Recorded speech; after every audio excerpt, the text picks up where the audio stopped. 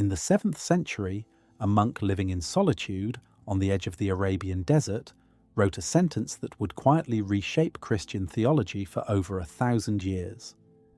Isaac of Nineveh, known to the Orthodox world as Isaac the Syrian, declared that those who are tormented in Gehenna are scourged by the scourge of love. Hell, Isaac taught, is not a courtroom. It is not a prison built by an angry judge.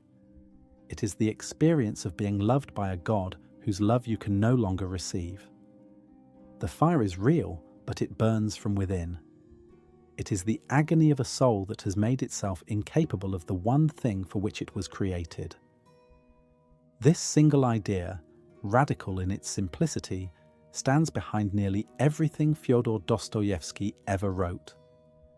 It is the hidden architecture of his novels, the theological grammar that structures his understanding of sin, suffering, freedom, and redemption. Without it, his characters become case studies in psychology or illustrations of philosophical problems. With it, they become something far more unsettling. Icons of a spiritual condition that the Orthodox Christian tradition has been diagnosing and treating for nearly 2 millennia. The tradition in question is patristic theology, the body of thought produced by the Church Fathers, those theologians, monks, and bishops of the 1st through 8th centuries whose writings became the intellectual foundation of Eastern Orthodox Christianity. These are not figures most Western readers encounter in their education. Isaac the Syrian, Maximus the Confessor, Gregory of Nyssa, John Climacus, Pseudo-Dionysius, the Areopagite. Their names are unfamiliar, their works largely untranslated into accessible English editions until the 20th century. Yet their ideas saturate Dostoevsky's fiction in ways that secular scholarship has only recently begun to recognize.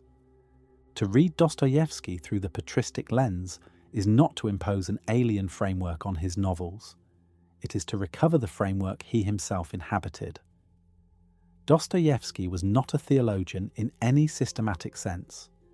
He did not write treatises or produce doctrinal arguments, but he was an Orthodox Christian who read the Fathers, who visited monasteries, who corresponded with monks, and who structured the deepest moral questions of his fiction around categories that come directly from the Eastern Christian tradition. Understanding those categories does not close down interpretation. It opens up dimensions of the novels that are simply invisible without it. The most consequential of these categories is the Orthodox understanding of sin. In the Western Christian tradition, shaped decisively by Augustine of Hippo and later by Anselm of Canterbury and the Protestant reformers, sin is understood primarily as a legal problem. Human beings have transgressed God's law. They owe a debt they cannot pay. Justice demands punishment, and salvation comes through a transaction. Christ pays the debt on humanity's behalf, satisfying the demands of divine justice. This is sometimes called the juridical or forensic model of salvation. It treats sin as a crime, God as a judge, and the cross as a legal settlement. It is important to note that this characterization is a simplification. There are juridical elements in the Eastern tradition and therapeutic elements in the West. The distinction is one of emphasis, not absolute division. But the emphasis matters enormously, and it shaped the theological imagination of Russian Christianity in ways that are directly relevant to Dostoevsky. The Eastern Orthodox tradition developed a fundamentally different understanding. Drawing on the Greek-speaking fathers, rather than the Latin tradition of Augustine, Orthodox theology understands sin not as a crime, but as a sickness.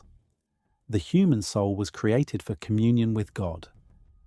When that communion is broken, the soul does not become guilty in a primarily legal sense. It becomes ill. It loses its capacity for love, for genuine freedom, for the perception of reality as it truly is. Sin is a disease of the will, an infection of the heart, a gradual closing of the self against the source of its own life. And salvation, correspondingly, is not acquittal but healing. Christ came not as a judge issuing pardons, but as a physician offering a cure.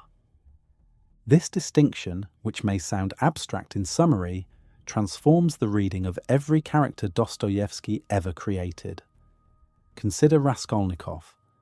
In the legal model, his crime is murder, his punishment is Siberia, and his redemption is a kind of moral acquittal earned through suffering and repentance. This reading is coherent, but it flattens the novel into a morality tale, crime followed by punishment, followed by forgiveness. The therapeutic model sees something entirely different. Raskolnikov is not primarily a criminal. He is a man whose soul has become sick. His theory of the extraordinary man, his conviction that certain individuals stand above conventional morality, is not merely an intellectual error, it is a symptom. It reveals a will that has turned inward, that has lost its capacity to perceive other human beings as real. The murder itself is not the origin of his sickness, but its most visible manifestation. He was already ill before he picked up the axe. The fever that strikes him afterward, the paranoia, the inability to connect with anyone around him. These are not just psychological consequences of guilt, they are the spiritual sickness becoming visible in his body. The therapeutic model also reframes what happens in the Siberian epilogue. In a juridical reading, Raskolnikov's time in the penal colony is his punishment, the price extracted by justice for his crime. But in the therapeutic reading, Siberia is the hospital. The hard labor, the isolation, the stripping away of his intellectual pretensions. These are not penalties. They are the conditions under which healing becomes possible. When Raskolnikov finally weeps at Sonia's feet by the riverbank, he is not paying a debt. He is a man whose fever has finally broken, who is feeling for the first time the warmth of a love he had been too sick to receive. The patristic tradition would call this the beginning of metanoia, a word usually translated as repentance, but whose Greek root means a fundamental change of mind, a turning of the whole person toward a new orientation. And Sonia's role changes too. She is not merely the virtuous woman who inspires repentance through her goodness. She is the healer. She sees Raskolnikov's condition for what it is, not a legal problem requiring confession to the authorities, though she does urge him to confess, but a spiritual illness requiring the restoration of his capacity to love. When she reads the story of Lazarus aloud to him, the patristic tradition would recognize this as precisely the right medicine, the word of God spoken into the ear of a soul that has begun to die. Lazarus was not punished for being dead. He was called back to life. This is what Sonia offers Raskolnikov. Not judgment, but resurrection. Now consider Stavrogin, the hollow center of demons. If Raskolnikov's sickness is a fever, Stavrogin's is something more terminal. He is a man who has lost the ability to feel anything at all. He commits acts of extraordinary depravity, not out of passion or conviction, but out of a terrible indifference. He cannot love. He cannot hate with any genuine force. He cannot believe or disbelieve. He exists in a kind of spiritual death that the patristic tradition would recognize as the final stage of the disease. Isaac the Syrian wrote about precisely this condition. The soul that has so thoroughly closed itself against God and against other persons, that even divine love, which never ceases, becomes a torment to it. Stavrogin's suicide at the end of the novel is not an act of despair in the ordinary sense. It is the logical conclusion of a soul that has made itself incapable of receiving the love that sustains all existence. He is, in Isaac's precise theological sense, already in hell. Isaac wrote that the sorrow which takes hold of the heart on account of the sins of one's weakness is incomparably greater than any other sorrow. But Stavrogin is past even this sorrow. He has reached the point where the soul can no longer grieve for itself, and that, in the patristic understanding, is the true catastrophe. Not suffering, but the inability to suffer. the anesthesia of a heart that has deadened itself against all feeling, including the feeling of its own ruin. This way of reading Dostoevsky's characters through the therapeutic model reveals a pattern that runs across his entire body of work. The pattern is not crime and punishment, though one of his novels bears that title. It is sickness and healing, or more precisely, sickness and the refusal or acceptance of healing. Every major character in Dostoevsky inhabits some point on this spectrum. At one end stand figures like Alyosha and Zosima, who have accepted the medicine of humility and love, who have learned to keep their souls open to the divine life that sustains them. At the other end stand figures like Stavrogin and Svidrigailov, whose spiritual illness has progressed to the point where they can no longer even recognize themselves as sick.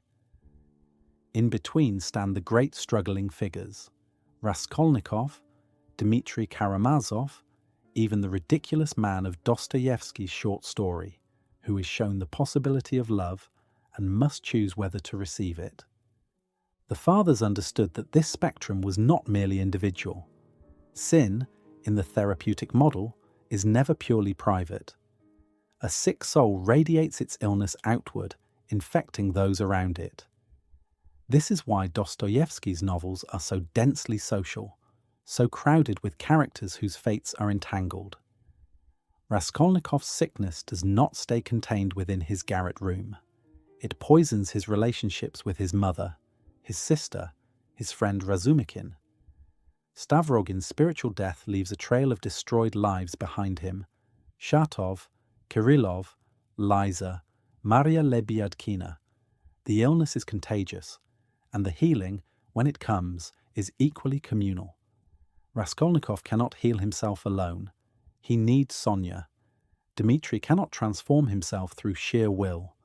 He needs the encounter with Alyosha, with Grushenka, with the suffering that breaks open his closed heart. Isaac the Syrian understood this communal dimension of spiritual life with particular clarity.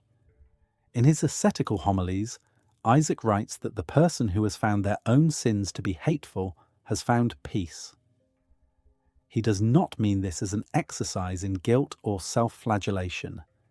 He means that genuine self-knowledge, the honest recognition of one's own spiritual sickness, is the precondition for healing and for genuine compassion toward others. The person who knows their own capacity for evil cannot stand in judgment over anyone else. They can only stand alongside them as fellow patients in the hospital of the world. This is the posture Zosima embodies in the Brothers Karamazov, not the moral superiority of a saint looking down on sinners, but the radical humility of a healer who knows that he too carries the disease. The phrase that gives this chapter its title comes from a passage in the Brothers Karamazov that scholars have traced directly to Isaac the Syrian's influence. Father Zosima, the elder at the monastery where Alyosha serves as a novice, teaches that hell is the suffering of being unable to love. Fathers and teachers, Zosima says, what is hell? I maintain that it is the suffering of being unable to love. Once in the infinite existence, immeasurable in time and space, a spiritual creature was given on his coming to earth the power of saying, I am and I love.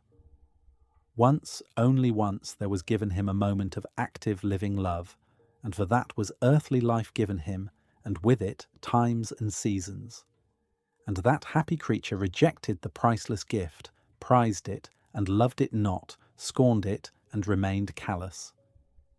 This passage is not simply Dostoevsky's personal philosophy expressed through a fictional character. It is a nearly direct paraphrase of Isaac the Syrian's theology, mediated through the living monastic tradition that Dostoevsky encountered at the Optina Pustin monastery. And this brings us to one of the most important biographical connections in Dostoevsky's life, his relationship with the Russian monastic tradition, and specifically with the institution of the elder. In June of 1878, Dostoevsky's 3-year-old son Alexei, whom the family called Alyosha, died of an epileptic seizure. The death devastated Dostoevsky and his wife Anna. Within weeks, Dostoevsky travelled to the Optina Pustin monastery in the Kaluga region, accompanied by the young philosopher Vladimir Solovyov. This was not Dostoevsky's first encounter with Russian monasticism, but it was the most consequential. At Optina, he met Elder Ambrose, the most renowned spiritual director in Russia. The institution of the elder, or starets in Russian, was central to the Orthodox monastic tradition. An elder was not an administrator or an official. He was a monk who had achieved, through decades of prayer and ascetic practice, a particular gift of spiritual discernment. The Russian term for this gift, prozorlivost, implies something close to clairvoyance. The ability to perceive the true spiritual condition of another person, to see past their self-presentations and rationalizations to the actual state of their soul. Pilgrims travelled to Optina from across Russia to seek the elder's counsel. They would confess not just their sins, but their confusions, their sorrows, their spiritual ailments. And the elder would respond not with generic moral instruction, but with a word addressed specifically to that person's condition. This is the model for Father Zosima in the Brothers Karamazov. When Zosima bows before Dmitri early in the novel, he does so because he perceives, through spiritual discernment, the suffering that lies ahead for Dmitri. This is not fortune-telling. It is the therapeutic gaze of the elder tradition. Zosima sees Dmitri's spiritual condition, the violent passions, the genuine but disordered love, the capacity for both destruction and transformation, and he responds with a gesture of profound compassion. The bow acknowledges Dmitri's coming suffering as something sacred, something through which healing might come. Elder Ambrose himself was known for precisely this kind of discernment. Visitors described his ability to address their unspoken concerns, to identify the spiritual root of problems they had presented only in terms of their practical symptoms. Dostoevsky spent 2 days at Optina and had 3 private conversations with Ambrose. We do not have a detailed record of what was said, but the timing is significant. Dostoevsky was grieving his son. He was also beginning to plan The Brothers Karamazov, the novel that would become his greatest exploration of faith, doubt, and the possibility of love in a world of suffering. The encounter with Ambrose gave him not just a character model for Zosima, but a living demonstration of the patristic tradition in action, the elder as physician of souls, diagnosing and treating spiritual illness through a combination of prayer, discernment, and compassionate attention. The connection between Optina Pustin and the broader patristic tradition deserves attention, because it illuminates how Dostoevsky encountered the Church Fathers not as dead texts, but as a living practice. Optina was not merely a place of prayer, it was the centre of a revival of patristic learning in 19th century Russia. The monastery's publishing house produced Russian translations of patristic texts that had previously been available only in Greek or Church Slavonic. The monks at Optina read Isaac the Syrian, John Climacus, Maximus the Confessor, and the other fathers not as historical documents, but as practical guides for the spiritual life. When Elder Ambrose counselled a visitor, he was drawing on centuries of accumulated spiritual wisdom, applying the insights of the desert monks to the conditions of 19th century Russian life. The Optina tradition was a living link between the ancient fathers and the modern world, and Dostoevsky recognized it as such. This is why the monastery scenes in the Brothers Karamazov feel so different from the rest of the novel. They are not merely a change of setting, they represent a different order of reality, a space where the patristic understanding of the human person as a being in need of healing is not just a theory, but a daily practice. Zosima's cell is a clinic. His conversations with visitors are diagnostic sessions. His teachings are prescriptions. And when Alyosha leaves the monastery to enter the world, he carries this therapeutic vision with him, encountering each person he meets not as a problem to be solved, but as a soul in some stage of sickness or health. The difference between the elder's authority and the Grand Inquisitor's authority is worth noting here, because it is a theological difference with enormous consequences for Dostoevsky's fiction. The Grand Inquisitor rules through system, miracle, mystery, and authority deployed as instruments of control. His knowledge of human nature is statistical and general. He knows what humanity needs in the aggregate. He has no interest in the individual soul. The elder, by contrast, exercises no institutional authority at all. He holds no office. He issues no decrees. His authority comes entirely from his capacity to see, to perceive the unique spiritual condition of the person standing before him, and to offer a word that addresses that specific condition. The Inquisitor manages populations. The elder heals persons. The Inquisitor's gaze reduces human beings to a mass, a problem to be managed through the distribution of bread and the imposition of order. The elder's gaze individuates, perceiving each soul in its unique condition, its particular struggle, its specific need. One might say that the Inquisitor sees humanity while the elder sees human beings, and this distinction makes all the difference. It runs through all of Dostoevsky's work, and it is rooted directly in the patristic understanding of spiritual authority as therapeutic rather than juridical. Before moving forward, it will be useful to introduce several theological concepts that the Orthodox tradition draws from the Church Fathers and that will recur throughout this exploration. Each of these terms names a specific dimension of the Christian life as the Fathers understood it, and each illuminates a different aspect of Dostoevsky's fiction. Kenosis refers to the self-emptying of God in the Incarnation. The word comes from the Greek verb kenuin, to empty, and it describes the mystery at the heart of Christian theology, that God chose to enter the world not in power and glory, but in weakness, poverty, and vulnerability. The eternal God took on human flesh, submitted to hunger and fatigue, wept, suffered, and died. Kenosis is not simply something that happened once in history.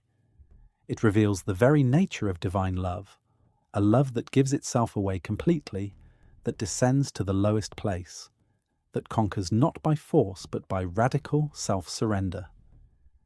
Theosis, sometimes translated as divinization or deification, is the orthodox teaching that human beings are created to participate in the divine nature. The 4th century father Athanasius of Alexandria put it most memorably. God became human that humans might become God. This does not mean that human beings are absorbed into the divine essence or lose their individuality. It means that the purpose of human existence is transformation, a growing participation in God's own life and love, a gradual healing of the sickness that separates creatures from their Creator. Theosis is the destination toward which the therapeutic model of salvation aims. Apophatic theology, also called the via negativa or negative theology, is the tradition rooted in the writings of Pseudo-Dionysius, the Areopagite, and Gregory of Nyssa that holds that God ultimately transcends all human concepts and categories. We can say what God is not. We cannot adequately say what God is. Every affirmation about God, no matter how true, must be balanced by the acknowledgement that God exceeds it. The highest knowledge of God is a kind of unknowing, a recognition that the divine mystery is inexhaustible and that any system claiming to capture it completely has already distorted it. Prelest is a term from the ascetic tradition used extensively by John Climacus in The Ladder of Divine Ascent that refers to spiritual delusion or self-deception. It describes the condition of a person who mistakes their own spiritual experience for genuine encounter with God, who confuses intellectual certainty with faith, or who cultivates spiritual pride while believing themselves to be humble. Prelest is particularly dangerous because it operates through a counterfeit of genuine spiritual life.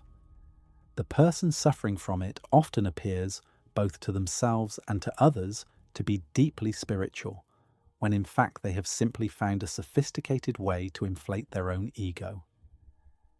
Sobornost is a concept drawn from the Slavophile theologian Alexei Komyakov, but rooted in patristic Trinitarian theology.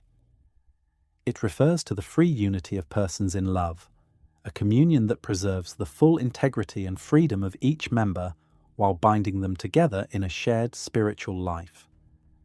Sobornost is neither collectivism, which dissolves the individual into the mass, nor individualism, which isolates persons from one another. It is the kind of unity that the Orthodox tradition sees reflected in the Holy Trinity itself: three persons, fully distinct, fully united, their unity constituted not by compulsion or absorption, but by love. These five concepts, Kenosis, Theosis, Apophatic theology, Prelest, and Sobornost, are not random selections from an encyclopedia of Orthodox theology. They form an integrated vision of the human condition. Kenosis describes how God reaches toward us. Theosis describes what we are meant to become. Apophatic theology describes the limits of what we can know about the God who calls us. Prelest describes the ways we deceive ourselves on the journey. And Sobornost describes the communal context in which all of this unfolds. Together, they form the theological vocabulary that the patristic tradition brings to Dostoevsky's fiction. They are not decorative additions to a psychological or philosophical reading. They are the categories through which the deepest structures of his novels become visible. A reading that lacks them is not wrong, but it is incomplete. It is like listening to a symphony with an entire register of instruments muted. The melody is recognizable, but the full harmonic depth remains unheard. The patristic tradition was not, for Dostoevsky, an academic subject. It was a living inheritance, transmitted through the monastic tradition, through the liturgical life of the Orthodox Church, and through the spiritual reading that formed part of every devout Russian household in the 19th century. Dostoevsky's own library included the Philokalia, the great anthology of patristic writings on prayer and the spiritual life that had been translated into Russian by Paisius Velichkovsky and his disciples in the late 18th century. He read and annotated the works of Tikhon of Zadansk, the 18th century Russian bishop whose synthesis of patristic theology and pastoral care became a model for the character of the elder Tikhon in Demons. He corresponded with monks. He attended services. He took communion.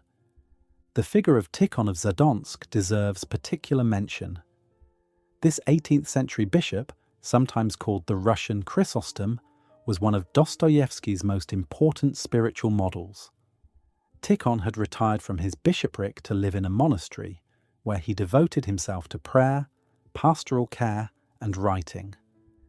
His works combined the theological depth of the Greek fathers with a tender sensitivity to the struggles of ordinary believers.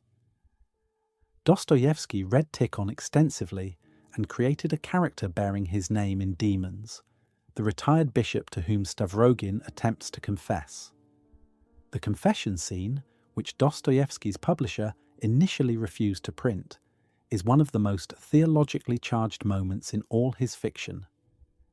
Stavrogin confesses not out of repentance, but out of a perverse desire to be witnessed in his depravity. And Tikhon, the elder figure, perceives this immediately. He sees that Stavrogin's confession is itself a symptom of his sickness, not a step toward healing, but another form of spiritual exhibitionism. The scene dramatizes a core insight of the patristic tradition, that the outward form of a spiritual act, even the act of confession, can be corrupted when the inner disposition is wrong. None of this made Dostoevsky a saint or a model of piety. His gambling addiction, his explosive temper, his complicated personal life, all of these were well known to his contemporaries and to himself. But the patristic tradition, precisely because it understands sin as sickness, rather than as moral failure in a legalistic sense, does not require its adherents to be healthy before they can apprehend the truth. A sick person may understand the nature of health better than someone who has never been ill. Dostoevsky's own struggles, his own capacity for cruelty and self-deception, gave him an intimate knowledge of the spiritual conditions the fathers described.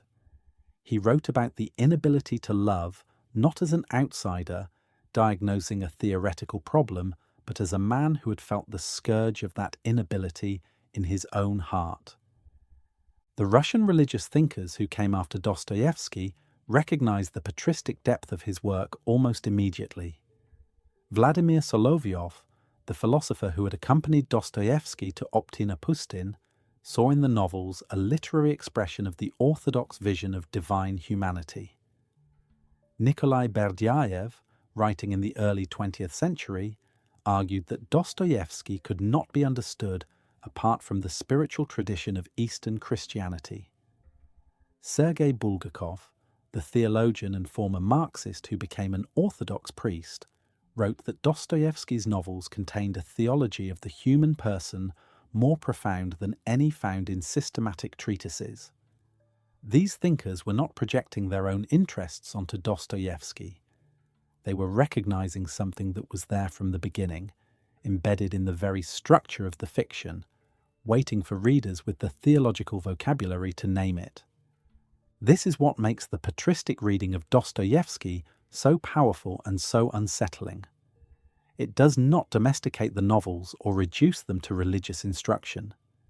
It reveals them as works of spiritual diagnosis, maps of the soul's sickness and its possible healing, drawn by a man who knew the terrain from the inside.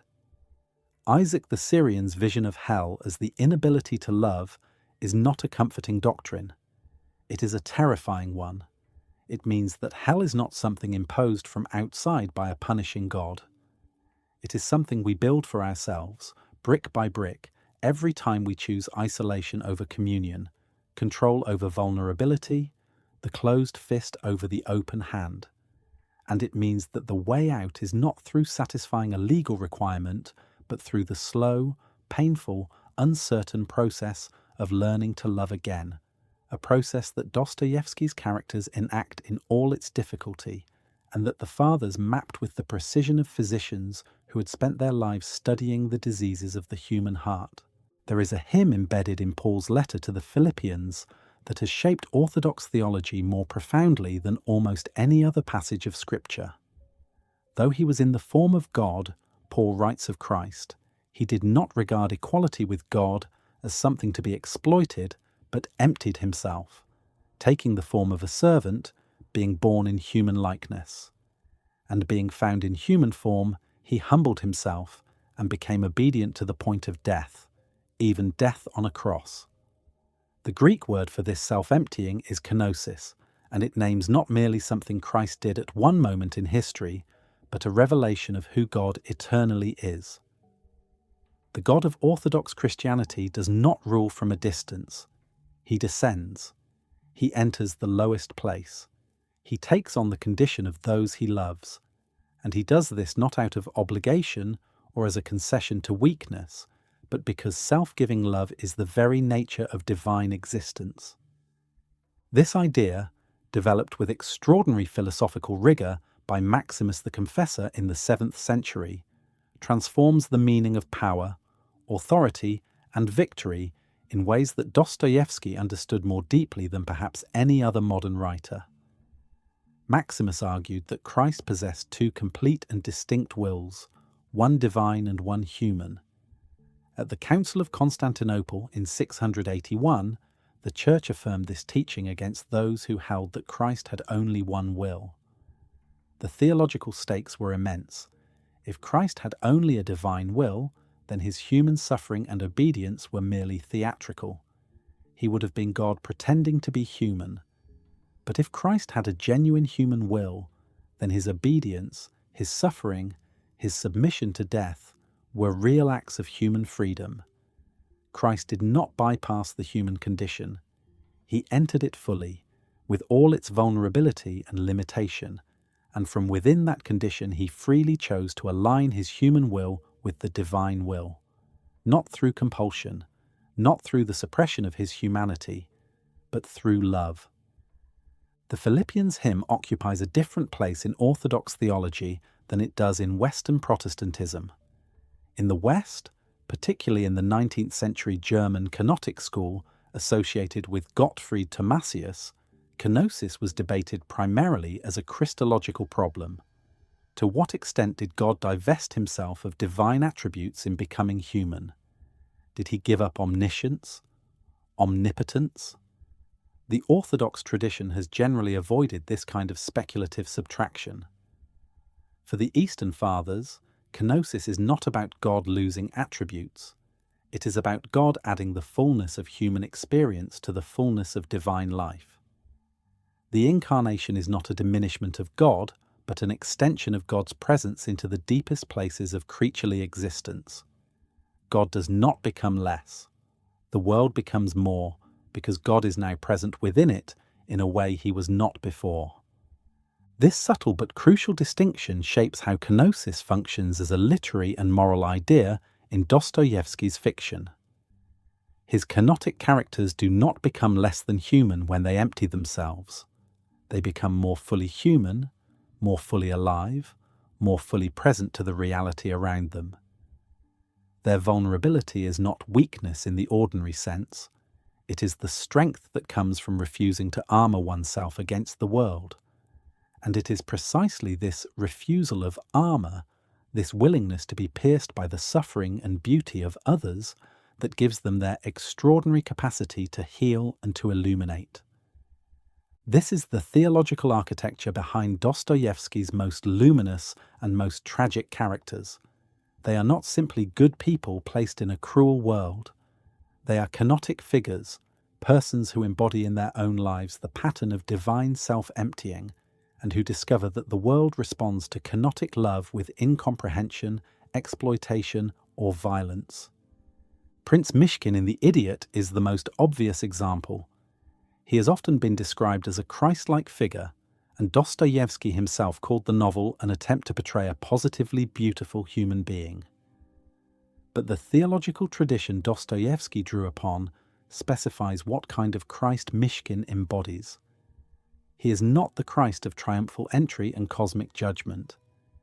He is the kenotic Christ, the Christ who empties himself of everything the world recognizes as strength, status, strategic intelligence, self-protective instinct, the will to dominate. Mishkin enters the social world of Petersburg aristocracy with an almost shocking absence of defense. He speaks the truth when silence would serve him better. He sees the pain in others and responds to it with an openness that leaves him completely exposed. He refuses to calculate, to maneuver, to protect his own interests. The standard reading of The Idiot treats Mishkin's destruction as evidence that genuine goodness cannot survive in a fallen world. This is true, but it does not go deep enough. The kenotic reading reveals that Mishkin's vulnerability is not a defect in his goodness. It is the very form goodness takes when it enters the world in the manner of Christ. Kenosis means that love does not protect itself. It gives itself away. And the world, because it operates by a different logic, the logic of acquisition, competition, and self-preservation, cannot understand this gift. It can only consume it. Nastasia Filipovna is drawn to Mishkin precisely because he sees her as a person rather than a commodity, but she cannot believe in the reality of what he offers. Rogozhin is fascinated and maddened by Mishkin's refusal to compete. The entire social world around Mishkin responds to his kenotic presence by trying to absorb it into their own categories.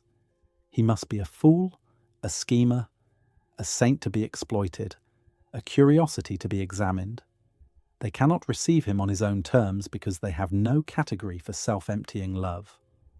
Maximus the Confessor's theology clarifies what is happening here. Maximus taught that genuine love is never possessive. It does not seek to control its object or to extract a return. It gives freely, and it leaves the other free to receive or refuse the gift.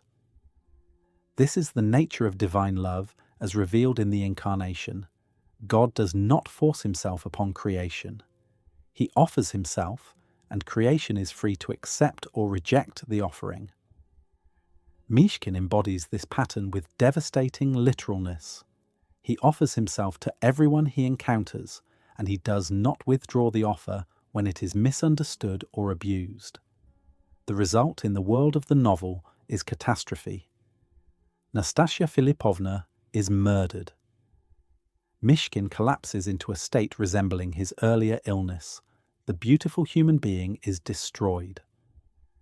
There is a scene late in The Idiot where Mishkin and Rogozhin sit together in the darkness beside the body of Nastasia Filipovna. Everything has ended in catastrophe. The beautiful woman is dead. The man who loved her with possessive fury has killed her. And Mishkin, the man who loved her with kenotic openness, sits beside the murderer in the dark, their knees touching, and comforts him.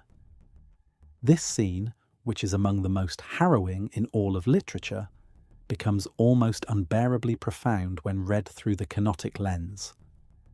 Mishkin does not recoil from Rogozhin. He does not condemn him. He descends into the darkness with him. He enters the lowest place, the place of murder and madness, and he does not withdraw. This is kenosis in its most radical form, the willingness to be present to the worst that human beings can do, without fleeing, without judging, without ceasing to love. Maximus the Confessor wrote in his 400 chapters on love that the one who truly loves God loves every person equally. He does not love the virtuous more and the sinner less. This is not sentimental tolerance. It is the logical consequence of seeing every person as an icon of the divine image, regardless of how deeply that image has been distorted by sin. Mishkin, in that dark room, loves Rogozhin as fully as he loved Nastasia Filipovna. He does not choose between them. He does not rank them. He simply loves, and the love costs him everything. But the kenotic tradition insists that destruction is not the same as defeat. Christ was crucified, and from within that apparent defeat came the resurrection. Mishkin's collapse does not mean that kenotic love was wrong to enter the world in the way it did. It means that the world is sicker than it knows, that it cannot yet receive the medicine it needs. The failure is not in the love, it is in the recipients. And this distinction, which a purely secular reading cannot make, is the theological heart of The Idiot. The cross was not evidence that God had failed. It was evidence that the world had not yet learned to receive the gift being offered. Orthodox theology speaks of the crucifixion and the resurrection as a single event, not two separate acts. The emptying and the filling are simultaneous. The descent into death is already the beginning of life. This paradox illuminates why Dostoevsky structured The Idiot as a tragedy that is somehow also a revelation. Mishkin's destruction reveals what the world is, but the fact that he entered it at all, that kenotic love chose to be present even at the cost of its own annihilation, reveals what God is. Both revelations are necessary. Together they compose the complete kenotic statement. Sonia Marmeladova, in Crime and Punishment, enacts a different form of kenosis, but the pattern is the same. She has emptied herself completely for the sake of her family. Her descent into prostitution is not simply a moral tragedy. Read through the patristic lens, it is a form of kenotic self-sacrifice, a willingness to take on degradation and shame for the sake of those she loves. The Orthodox tradition of holy foolishness, the Eurodivi, illuminates Sonia's role. Holy fools were figures in Russian spiritual history who deliberately took on the appearance of madness, disgrace, or social contempt in order to serve God outside the structures of conventional respectability. They lived among the outcasts. They absorbed the world's contempt. They emptied themselves of social dignity precisely so that they could be present to those whom respectable society had abandoned. The tradition of holy foolishness runs deep in Russian Christian culture. Figures like Basil the Blessed, for whom the cathedral on Red Square is named, or Xenia of Petersburg, who wandered the streets in her dead husband's military uniform, represent a form of radical kenotic witness that fascinated Dostoevsky. The holy fool renounces not only material comfort, but also the comfort of being understood and respected. They take on the contempt of the world as Christ took on the cross, freely, for the sake of love, and with a hidden joy that the world's contempt cannot touch. This tradition is distinctly Eastern.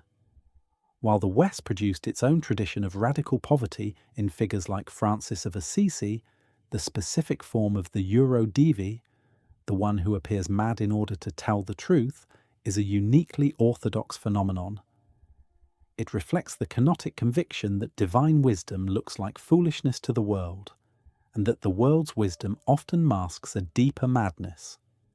Sonia is not literally a holy fool, and Dostoevsky does not romanticize her prostitution. Her suffering is real, not theatrical, but the kenotic pattern is unmistakable.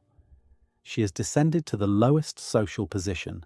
She has given up her reputation, her body, her future.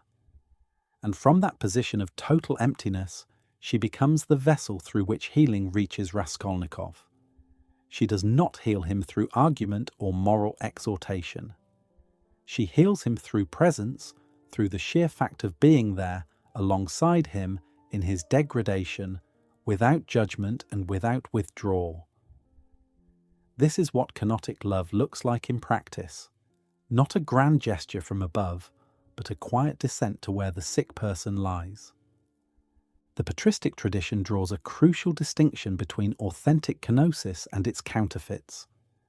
Genuine self-emptying is free, conscious and directed toward the good of the other. It is not self-destruction, not masochism, not the erasure of the self. Christ did not cease to be God when he took on human form. He added humanity to his divinity without losing either. Sonia does not cease to be a person of profound moral sensitivity and spiritual depth when she takes on the degradation of prostitution. She retains her inner life, her prayer, her capacity for love. The emptying is of status, of comfort, of self-protection, not of selfhood. This distinction matters because Dostoevsky was acutely aware of the ways self-sacrifice can become pathological. Several of his characters sacrifice themselves not out of love but out of pride, not to serve the other, but to satisfy a need for moral superiority. The fathers would call this a corruption of kenosis, a counterfeit that mimics the outward form while serving the ego rather than the beloved. Alyosha Karamazov represents the most mature form of kenosis in Dostoevsky's fiction. Unlike Mishkin, who seems to arrive in the world already emptied, almost prelapsarian in his innocence, Alyosha undergoes a kenotic education. His time with Zosima is a training in self-emptying, a gradual stripping away of spiritual expectations and spiritual pride. The crucial test comes when Zosima's body decays. In Orthodox tradition, the incorruptibility of a saint's body was seen as a sign of holiness. Alyosha had expected this sign. He had invested his faith in it. When the body begins to smell, Alyosha experiences a crisis that is, at its deepest level, a kenotic moment. He must let go of his image of how holiness should look. He must empty himself of the need for miraculous confirmation. He must accept that God does not come to us in the forms we expect or demand. This is precisely what Maximus the Confessor meant when he taught that the human will must freely align itself with God's will, not by suppressing its own desires, but by allowing those desires to be transformed. Alyosha's desire for a miracle was not wrong. It was simply not yet mature. The decay of Zosima's body forces Alyosha through a kind of spiritual death, the death of his expectations, so that a deeper and more resilient faith can be born.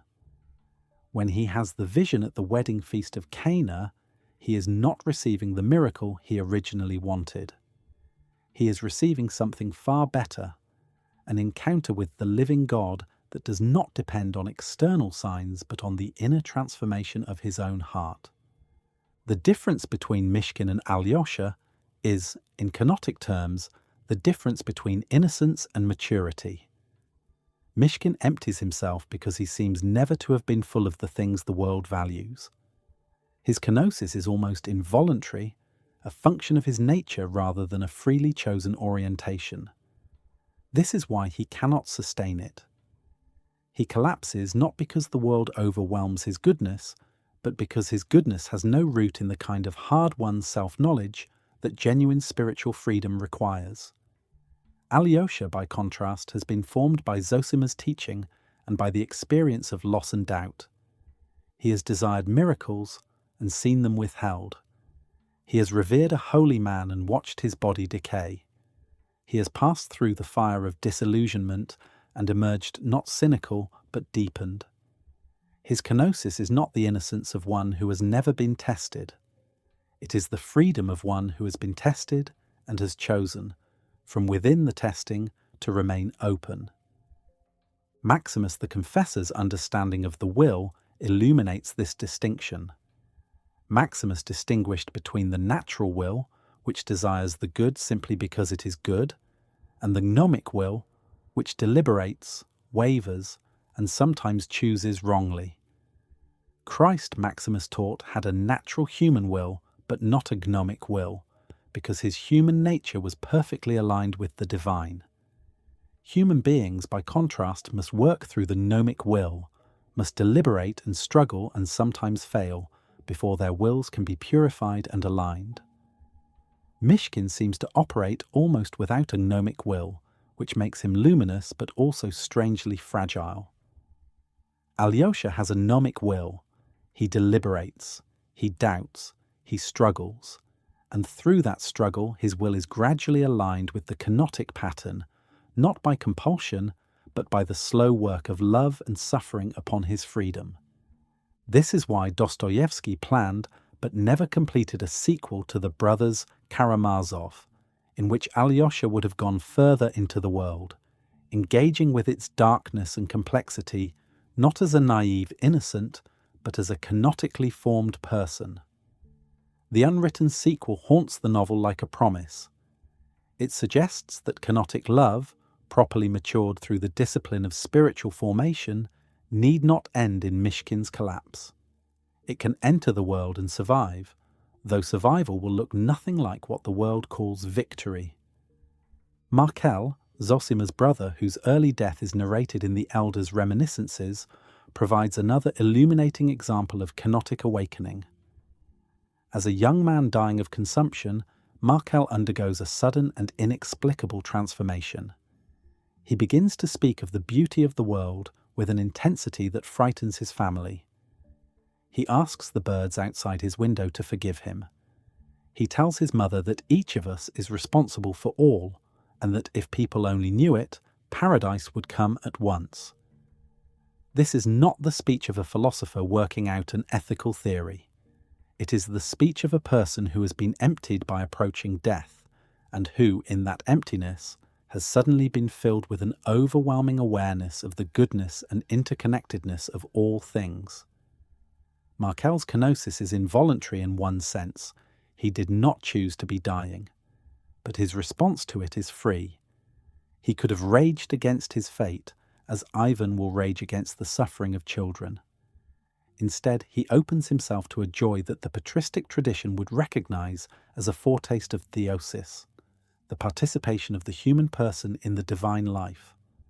Zosima carries his brother's teaching with him into his own monastic life, and it shapes his understanding of kenosis as not merely a sacrifice to be endured, but a joy to be entered. This is a point that secular readings of Dostoevsky frequently miss. Kenosis in the patristic tradition is not grim. It is not the clenched-teeth endurance of suffering for its own sake. It is the discovery that when the self is emptied of its compulsive need for security, recognition, and control, what rushes in to fill the emptiness is not despair, but love. The Fathers compared it to removing an obstruction from a spring. The water was always there, pressing to flow, but the blockage of self-will prevented it from reaching the surface. Kenosis removes the blockage, and what flows out is the life of God, which was always already present but which the ego's defences kept hidden. The Grand Inquisitor scene in the Brothers Karamazov presents the explicit negation of kenosis, and understanding it in these terms reveals theological depths that a purely political or philosophical reading cannot reach. The Inquisitor's entire argument rests on the premise that Christ was wrong to come in weakness. Humanity needs bread, not freedom. It needs miracle, mystery, and authority, not the terrifying openness of kenotic love. The Inquisitor has corrected Christ's error by building a system that gives people what they actually want: security, certainty, the comfort of submission. He has replaced the self-emptying God with a self-filling institution. What makes the Inquisitor's vision so seductive is that it imitates compassion. He claims to love humanity. He claims to have taken on the burden of their freedom out of pity for their weakness. But Maximus the Confessor's theology reveals the deception. Genuine love, Maximus taught, does not appropriate the freedom of the other. It does not substitute its own will for the will of the beloved. The Inquisitor's compassion is a counterfeit because it denies the fundamental dignity of the persons it claims to serve. He treats human beings as patients who are too sick to choose their own treatment, and so he prescribes for them without their consent. But in the therapeutic tradition of the Fathers, the patient's freedom is never overridden.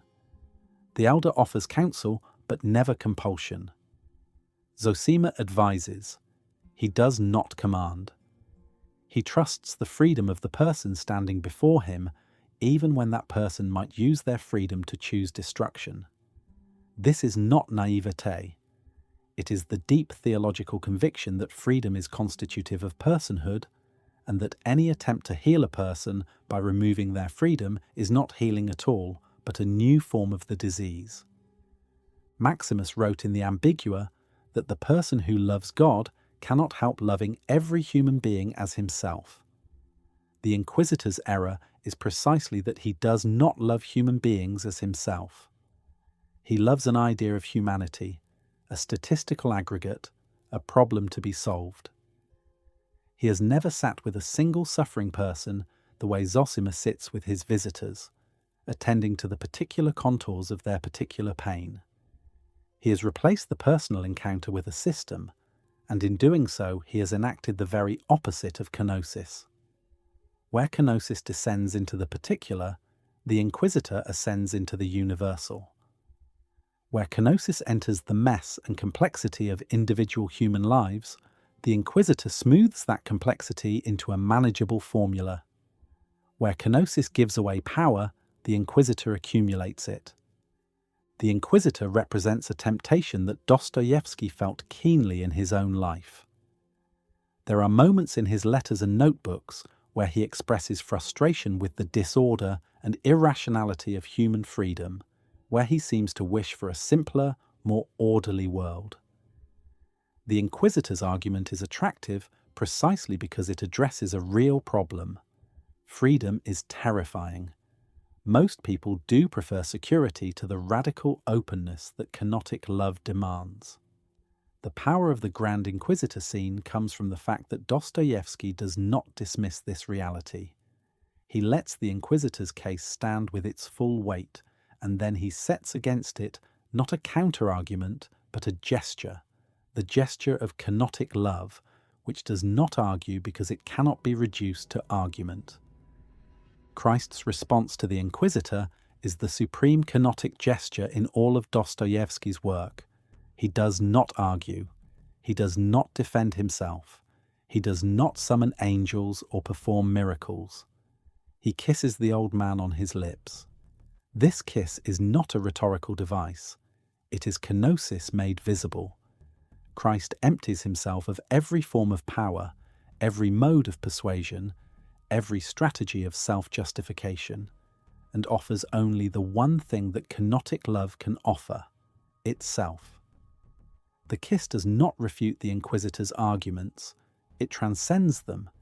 It operates on a different plane entirely, the plane of self-giving love, which no argument can contain or negate. The Inquisitor is shaken but not converted.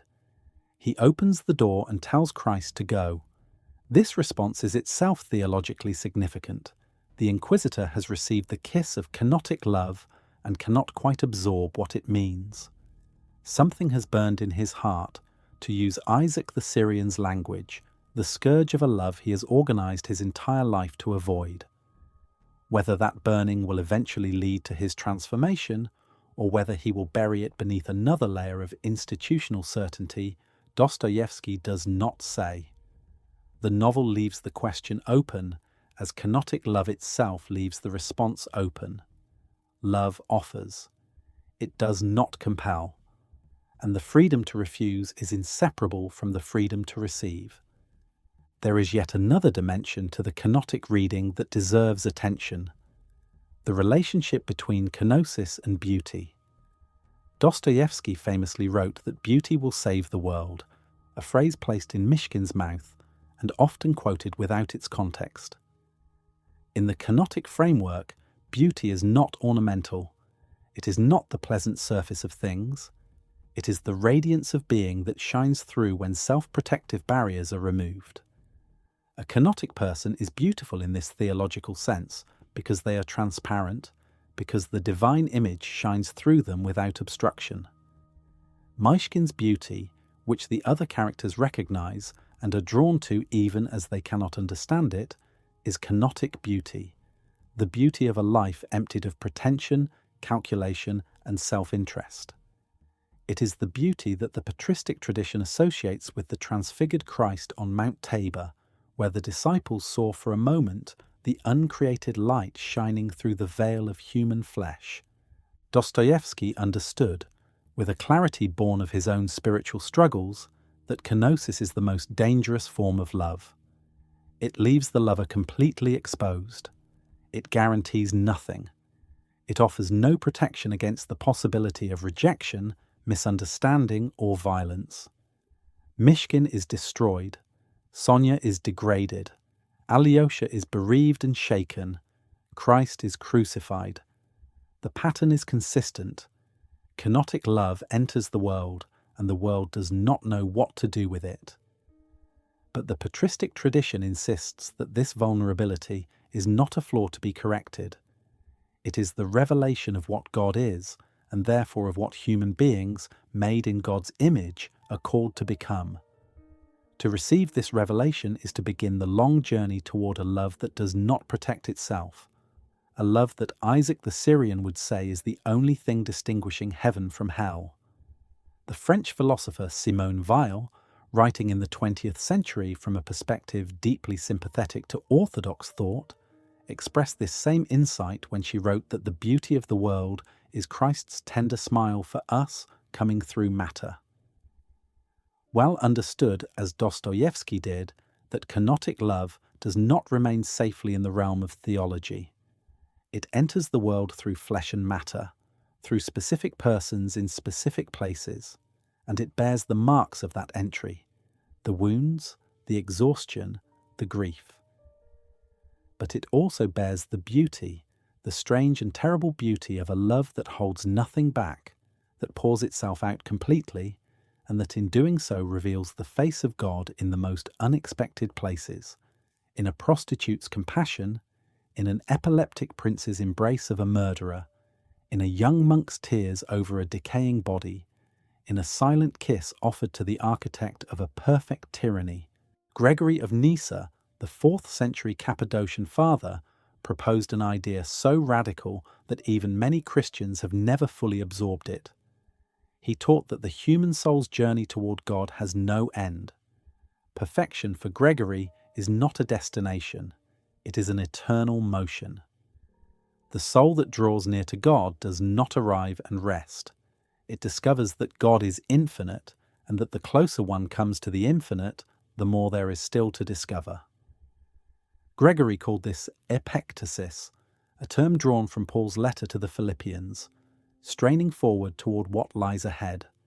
The soul grows endlessly into God, always satisfied and always hungry, always arriving and always departing. There is no static perfection because the object of the soul's desire is inexhaustible. This vision of human becoming stands at the center of the Orthodox understanding of Theosis, the teaching that human beings are called not merely to obey God or to receive God's favor, but to participate in the divine nature itself. The destination of the human person is nothing less than union with God, a union that does not abolish the person's distinct existence, but fulfills it beyond anything earthly categories can describe. Theosis is not reserved for monks or mystics. It is the purpose of every human life. The Fathers understood it as the healing of the sickness described in the previous chapter carried to its completion. The soul not merely cured of its disease, but brought to the fullness of the health for which it was created, a health that is nothing less than the life of God lived in and through a human person. Dostoevsky's novels are populated by characters who are, in one way or another, reaching for this transformation. Some reach in the right direction through humility, love, and self-emptying. Others reach in the wrong direction through will, transgression, and self-assertion. The patristic tradition has precise language for both movements. The first is theosis. The second is its dark mirror, a distortion the Fathers called Prelest. Consider the theory of the extraordinary man that Raskolnikov develops before his crime. Human beings, he argues, fall into two categories: ordinary people who exist only to reproduce the species, and extraordinary people who have the right to step over conventional morality in the service of a higher purpose. Napoleon stepped over. Newton could have stepped over. Raskolnikov believes himself to belong to this second category. His crime is, in his own mind, a test of this belief. If he can kill and not be destroyed by guilt, he will have proved himself extraordinary. The patristic tradition would recognize this immediately as a distortion of theosis. Raskolnikov has grasped something real. Human beings are not meant to remain in their present condition. There is a call to transcendence built into the structure of human existence, but he has catastrophically misidentified the nature of that transcendence. He seeks to rise above ordinary humanity through an act of will, through the assertion of his own power over the life and death of another person. This is the precise opposite of the self-emptying through which genuine theosis occurs. He is trying to become godlike by seizing divinity, by claiming for himself the power over life and death that belongs to God alone. The result is not transcendence, but deeper sickness. His crime does not elevate him. It isolates him more completely than ever from the communion with others that genuine transformation requires. The patristic framework reveals something about Raskolnikov's theory that a purely philosophical reading tends to overlook. In Western ethical philosophy, Raskolnikov's error is usually diagnosed as a category mistake. He has confused moral law with conventional law, or he has adopted an illegitimate Napoleonic ethics of exception. These diagnoses are accurate as far as they go, but they miss the specifically spiritual dimension of his error. Raskolnikov is not merely reasoning badly. He is reaching for something real, a transcendence that the human heart genuinely desires, and he is reaching in exactly the wrong direction. The Fathers would say he is moving not toward God, but toward a counterfeit of God, an idol constructed from his own intellect and projected onto the world as a theory of human nature. The idol demands sacrifice, and Raskolnikov provides it, the life of the old pawnbroker. But the sacrifice does not bring the transcendence he seeks. It brings only deeper isolation, because the idol is empty. It has no life to give back. The distinction between the Eastern and Western Christian understandings of the fall illuminates this further. In the Augustinian tradition that shaped Western Christianity, the fall of Adam and Eve introduced original sin, a hereditary guilt that is transmitted to every human being through the act of generation. In the Eastern tradition, the fathers spoke not of original sin in this juridical sense, but of ancestral sin, a condition of mortality, vulnerability, and disordered desire that we inherit not as guilt, but as a spiritual illness. We are born into a world already damaged. We inherit the weakness, the confusion, the tendency towards self-will that characterize fallen humanity. But we do not inherit the legal guilt of Adam's specific act. This distinction matters for Dostoevsky because it means that his character's struggles are not primarily about satisfying a legal debt, but about overcoming a condition of spiritual weakness. Raskolnikov is not being punished for Adam's sin. He is suffering from a disease that has been passed down through generations of human fallenness, a disease that distorts the will and makes genuine transcendence seem achievable through violence rather than through love. Kirillov in Demons enacts an even more explicit inversion of theosis. His philosophical project is to prove, through his own suicide, that human beings can overcome the fear of death and thereby become God. If I kill myself, Kirillov reasons, I will have demonstrated that death has no power over me. And if death has no power, then I am God. This is theosis turned inside out. Instead of receiving divinity as a gift through communion with the living God, Kirillov attempts to manufacture divinity through an act of radical self-assertion. The fathers would see in Kirillov's reasoning a perfect specimen of the human will attempting to achieve by force what can only be received through grace. His suicide is not a triumph of the human spirit. It is the terminal expression of a soul that has mistaken self-destruction for self-transcendence. The fathers taught that death entered the world as a consequence of humanity's turning away from God, the source of life. To overcome death genuinely, one must turn back toward the source, must reconnect with the life that sustains all existence. Kirillov attempts the opposite. He tries to overcome death by embracing it on his own terms, by making it an act of will rather than a submission. But will detached from love and from communion with the living God produces not transcendence, but annihilation. Kirillov's final moments, described by Dostoevsky with terrifying precision, reveal not the serenity of a man who has conquered death, but the frenzy of a man who has realized too late that his theory has led him to the edge of an abyss that contains nothing at all.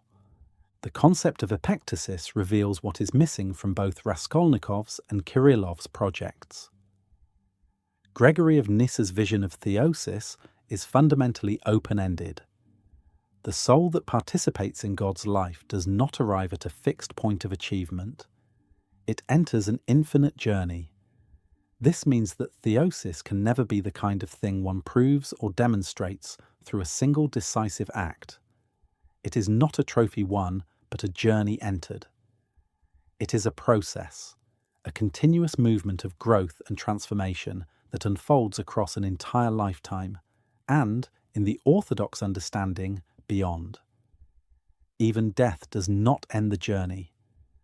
The soul continues its movement toward the infinite God, and the saints who have gone before are understood to be still growing, still deepening, still entering more fully into the inexhaustible mystery of divine life.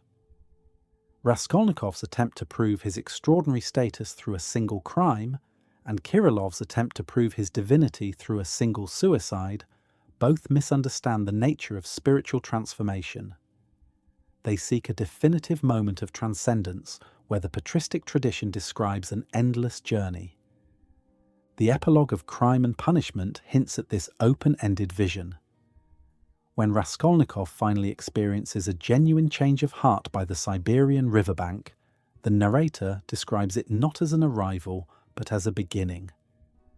A new story was beginning, the narrator writes, the story of the gradual renewal of a man, the story of his gradual regeneration, of his passing from one world into another, of his initiation into a new unknown life. This is epectasis in narrative form. The real transformation lies ahead, infinitely ahead, always beginning and never complete. Dostoevsky does not show us the transformed Raskolnikov because transformation is not a state to be displayed. It is a movement to be entered. Gregory of Nyssa used the image of Moses ascending Mount Sinai to describe this dynamic. Moses climbs higher and higher, but the summit recedes before him. The mountain is infinite. The darkness that Moses enters at the top is not the darkness of ignorance, but the darkness of a reality so rich and so inexhaustible that human sight cannot contain it. Gregory saw in this image the fundamental structure of the soul's journey toward God, an ascent that never ends, a darkness that is brighter than any light the world can offer, a fulfillment that is always also a deeper hunger. Dostoevsky's open-ended characters, those who are genuinely moving toward transformation, embody this Gregorian dynamic. They do not arrive. They are always on the way. Shatov in Demons provides an intermediate case that deserves examination. Unlike Kirillov, Shatov has turned away from revolutionary nihilism and toward a passionate Slavophile nationalism that identifies Russian destiny with the Orthodox faith. He declares that the Russian people is the God-bearing people, that Russia's mission is to bring Christ to the world.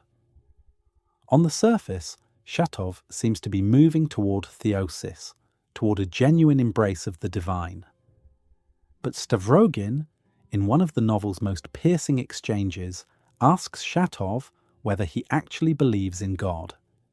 And Shatov, despite all his fervent declarations about Russian Christianity, cannot answer.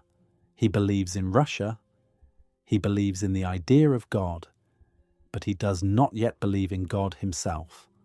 The fathers would see in Shatov a soul on the threshold, reaching toward theosis, but still trapped in an intellectual construction that substitutes national identity for genuine encounter with the divine. Shatov has replaced the universal God of the fathers with a national God, and while this may be a step away from nihilism, it is not yet theosis. His murder by the revolutionary cell before he can resolve this tension is one of the novel's great tragedies, a soul cut off at the very moment it might have broken through. But the patristic tradition also mapped, with extraordinary precision, the ways this journey can go wrong, and here we encounter the concept of Prelest, one of the most psychologically acute ideas in the entire history of Christian thought.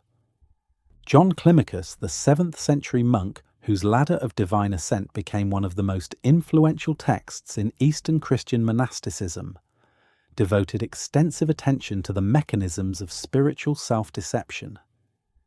He observed that the spiritual life contains a peculiar danger. The more seriously a person pursues holiness, the more opportunities there are for pride to disguise itself as virtue. The monk who fasts rigorously may begin to take pride in his fasting. The one who prays with great fervour may begin to believe that his fervour is evidence of special favour from God. The theologian who articulates subtle truths about the divine may begin to confuse his articulation with the reality it describes. In each case, the ego has found a way to co-opt the spiritual practice, to use the pursuit of God as a platform for self-aggrandizement. This is Prelest, the state of being spiritually deluded while believing oneself to be spiritually advanced. Climacus understood that Prelest is not a simple error that can be corrected by pointing it out. It is a structural feature of the fallen human will, which has an almost infinite capacity to deceive itself. The person in Prelest genuinely believes they are pursuing God when they are actually pursuing a glorified image of themselves. They cannot see their own deception because the deception operates at the level of their perception itself. It is as if their spiritual eyes have developed a cataract that distorts everything they see while remaining invisible to the eyes themselves. Only an external perspective, the perspective of a spiritual father or elder who can see what the person cannot see in themselves, can diagnose the condition. Ivan Karamazov is Dostoevsky's most sophisticated portrait of Prelest. Ivan's rebellion against God's world is driven by genuine moral passion. He cannot accept a universe in which innocent children suffer. He collects stories of cruelty toward children with an almost obsessive thoroughness, and he presents them to Alyosha as evidence that the world God created is morally unacceptable. His compassion is real. His outrage is real. But the patristic tradition would ask, what does Ivan do with his compassion? He does not go out and serve the suffering children. He does not descend into the places where children are hurt and offer himself as their protector or their healer. Instead, he constructs an intellectual position. He builds an argument. He returns the ticket, as he puts it, rejecting the entire scheme of creation because it includes the suffering of innocence.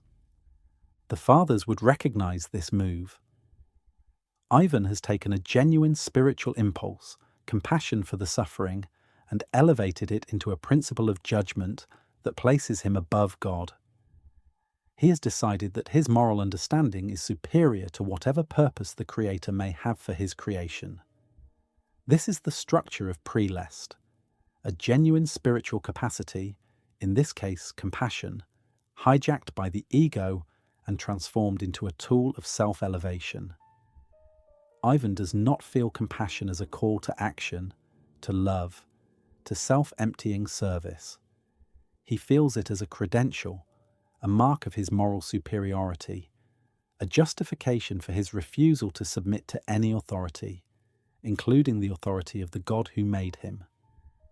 The consequences are devastating. Ivan's intellectual rebellion leads directly to the murder of his father, not because Ivan wills the murder, but because his philosophy, filtered through Smerdyakov's literalism, provides the rationale for it. If there is no God, everything is permitted. Smerdyakov reasons, taking Ivan's position to its logical conclusion. Ivan is horrified by this outcome, but the fathers would say that horror is itself evidence of the gap between what Ivan professes and what his heart knows to be true. He has built an elaborate intellectual structure to justify his rejection of God's world, but his heart has not been convinced. The result is a catastrophic division within himself, a civil war between his intellect and his conscience that ends in his breakdown and hallucination of the devil. It is worth dwelling on the specific mechanism of Ivan's Prelest, because Dostoevsky renders it with surgical precision. Ivan does not simply reject God, he rejects God's world while maintaining the moral standards that only make sense within a theistic framework. He demands justice for the suffering children, but justice is a category that presupposes a moral order, and a moral order presupposes a ground of value that Ivan's rejection of God has removed. He is sawing off the branch he is sitting on, using God's own moral categories to condemn God's creation. The fathers would recognize this as the quintessential move of the proud intellect. It borrows from the very tradition it rejects, using gifts received from God as weapons against God. Ivan's compassion is real, but it has been severed from its source and repurposed as an instrument of rebellion. This severing is the essence of Prelest, not the absence of spiritual gifts, but their redirection toward the glorification of the self. The devil who visits Ivan is one of Dostoevsky's most theologically precise creations. He is not the terrifying figure of Western demonology. He is a shabby, slightly pathetic gentleman who makes small talk and tells embarrassing anecdotes. This is exactly how the patristic tradition described demonic deception, not as dramatic external assault, but as a subtle internal voice that sounds reasonable, even friendly, while leading the soul further from truth.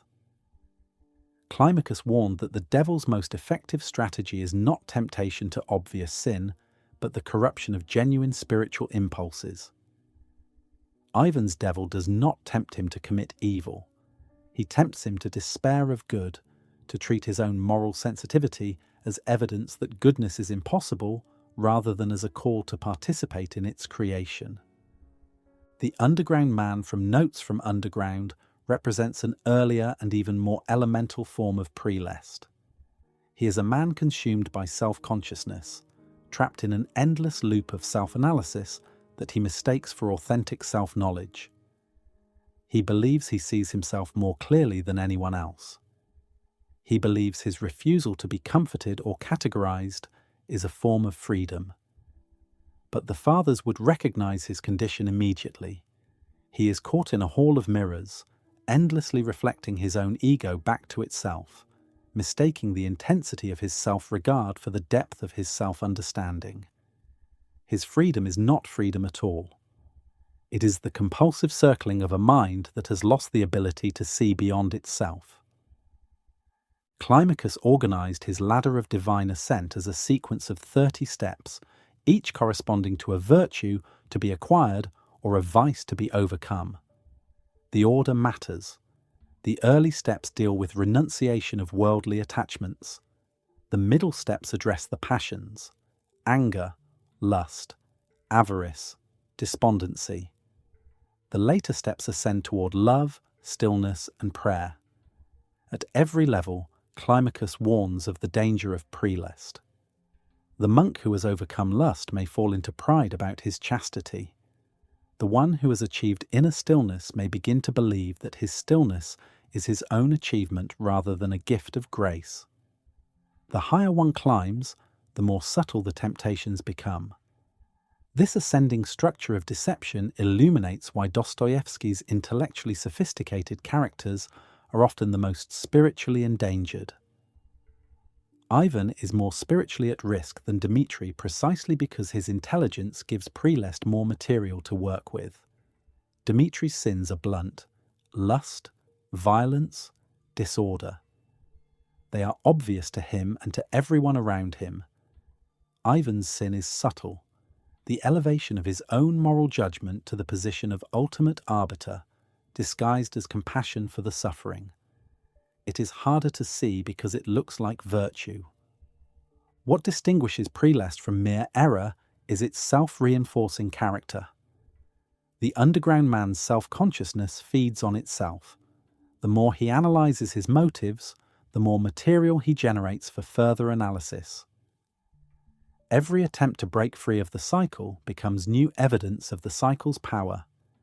He cannot find his way out because the instrument he uses to search, his hyperactive intellect, is itself the prison. Every insight he achieves about his condition becomes another bar in the cage.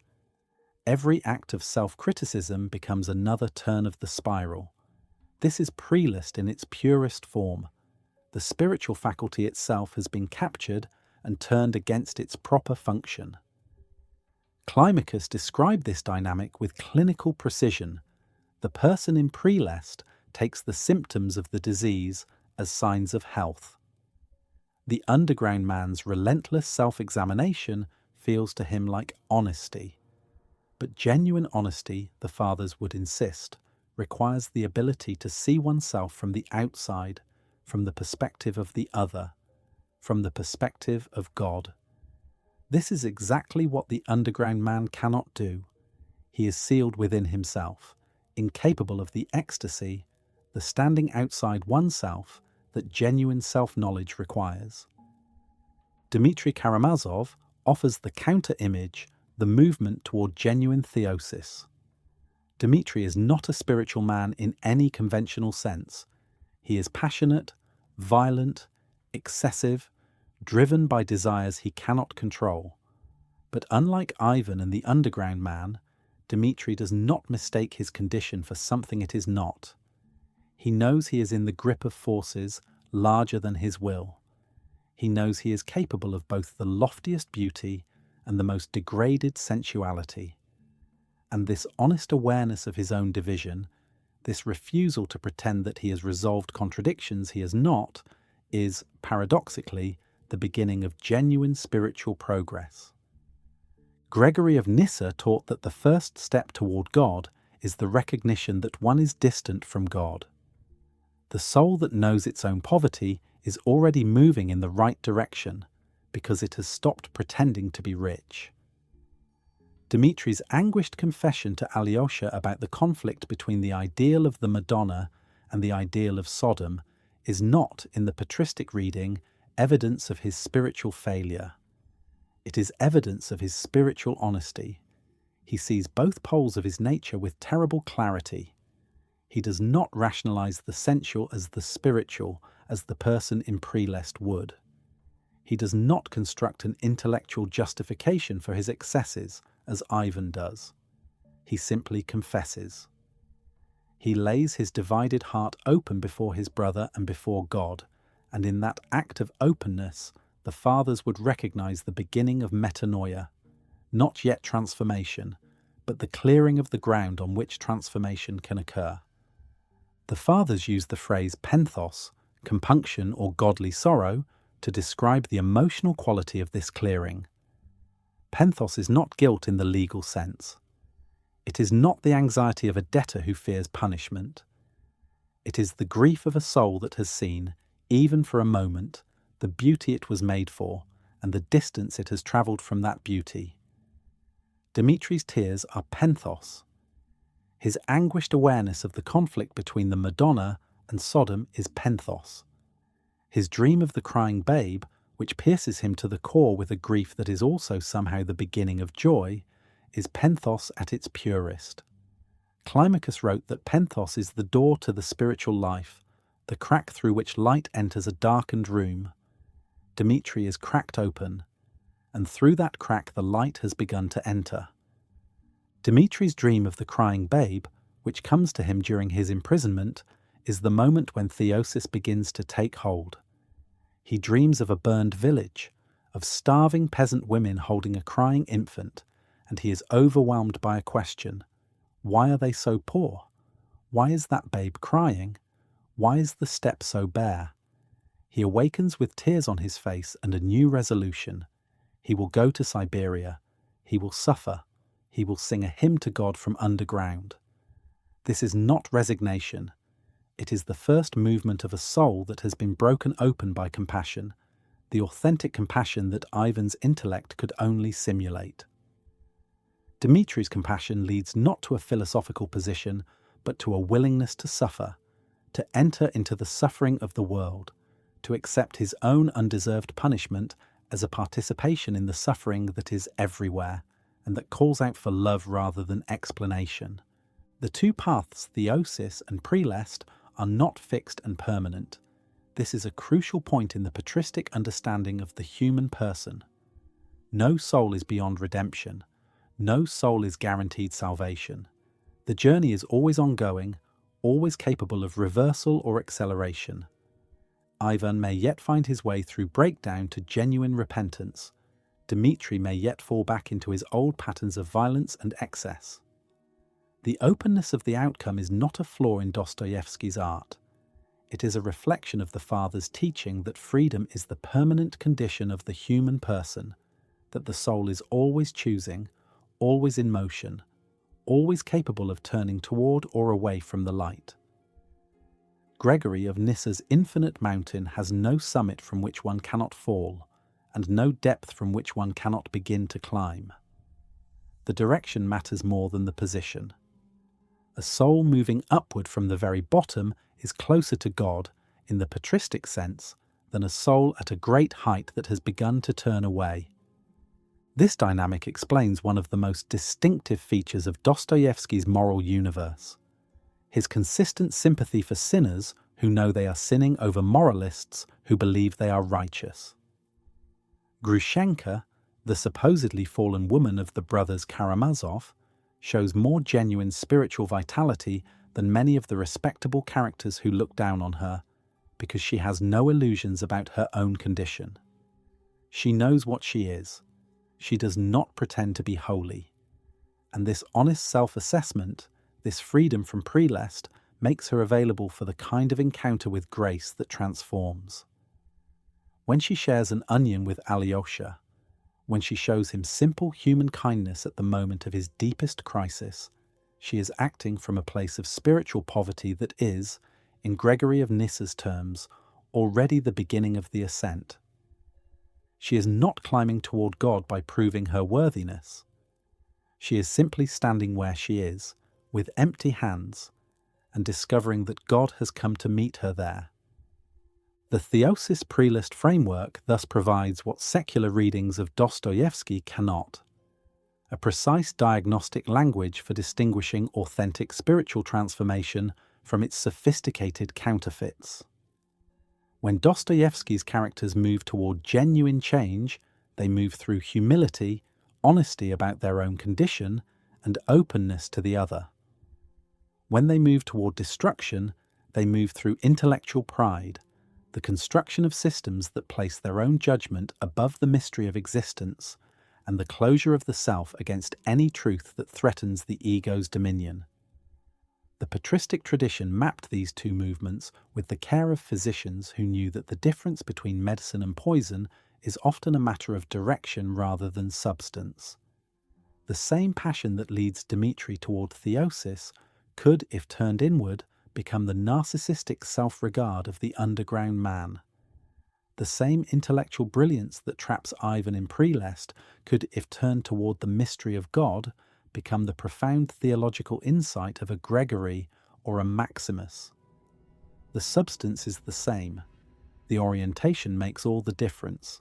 Maximus the Confessor, in one of his most far-reaching theological insights, argued that the human person is not a self-contained substance, but a being whose very existence is constituted through relation. A human being, for Maximus, is not first an individual who then chooses to enter into relationships. Relationship is constitutive. Before any act of will or choice, the person already exists in relation to God, to the created world, and to other persons.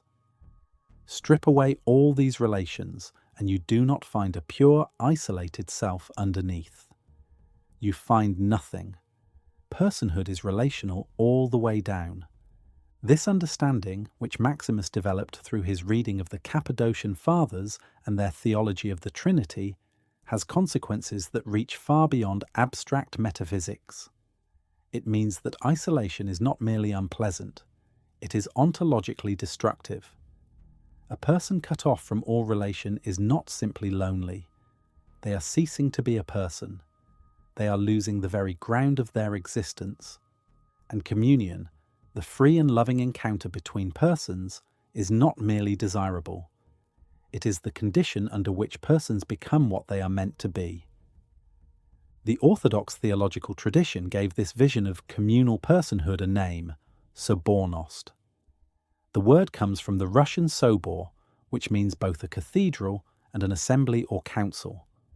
It suggests a gathering in which individual voices contribute to a larger whole without being silenced or absorbed. The 19th century Slavophile theologian Alexei Khomyakov brought the term to prominence, but the reality it names is rooted in the deepest structures of patristic thought. The Fathers understood the Church not as an institution, but as a living communion of persons, united not by external authority or doctrinal conformity, but by the indwelling of the Holy Spirit.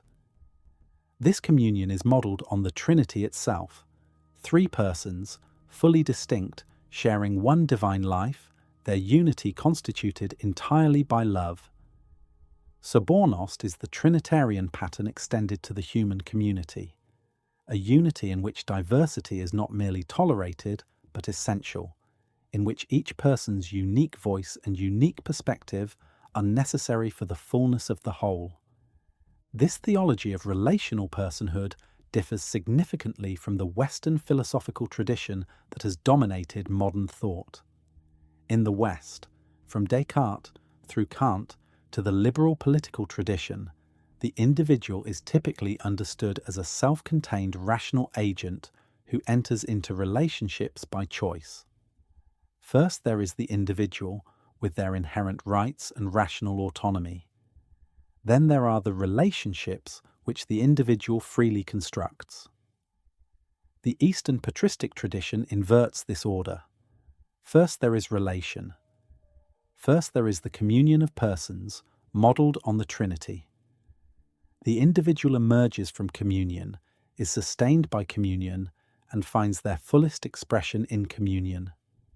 The Western question, how do autonomous individuals form a community, is replaced by the Eastern question, how does a person become fully themselves within the community that constitutes them? This reversal has profound implications for how we read Dostoevsky. His characters are not self-contained individuals who happen to interact. They are persons whose very existence depends on the quality of their relationships. When those relationships are broken, when communion is refused or destroyed, the person does not simply become lonely. They begin to disintegrate. Raskolnikov's isolation after the murder is not just psychological distress. It is ontological fragmentation. His personhood is coming apart because the relations that constitute it have been severed. Stavrogin's emptiness is not just moral nihilism. It is the void that remains when every relation of love and trust has been extinguished. The patristic tradition explains why Dostoevsky's isolated characters do not merely suffer. They decompose. Dostoevsky never used the word Sobornost in his novels, but the reality it names is present on nearly every page.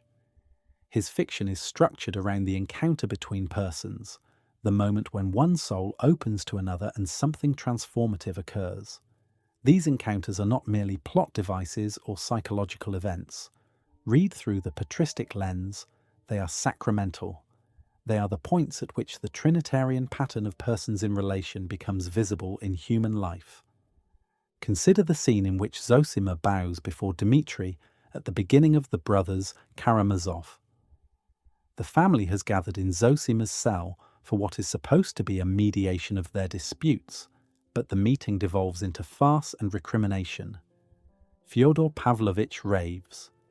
Ivan retreats into cold silence. Dmitri arrives late, already agitated, and in the midst of this chaos, Zosima rises, walks to Dmitri, and bows to the ground before him. The gesture shocks everyone. No one understands it. Even Dmitri does not understand it until much later, when the suffering Zosima foresaw has come upon him. In the patristic reading, this bow is not merely an act of compassion or prophetic foresight. It is an enactment of Sobornost. It is the Trinitarian pattern made visible in a human gesture. There is another dimension to this scene that the patristic framework illuminates.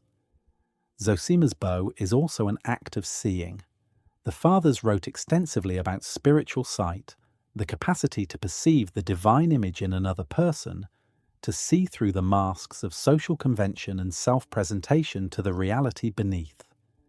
This capacity is not natural in the ordinary sense. It is a gift of grace, cultivated through the discipline of prayer and the purification of the heart. The pure in heart shall see God, Christ taught, and the Fathers understood this not as a promise about the afterlife, but as a description of what happens when the heart is cleansed of its distortions.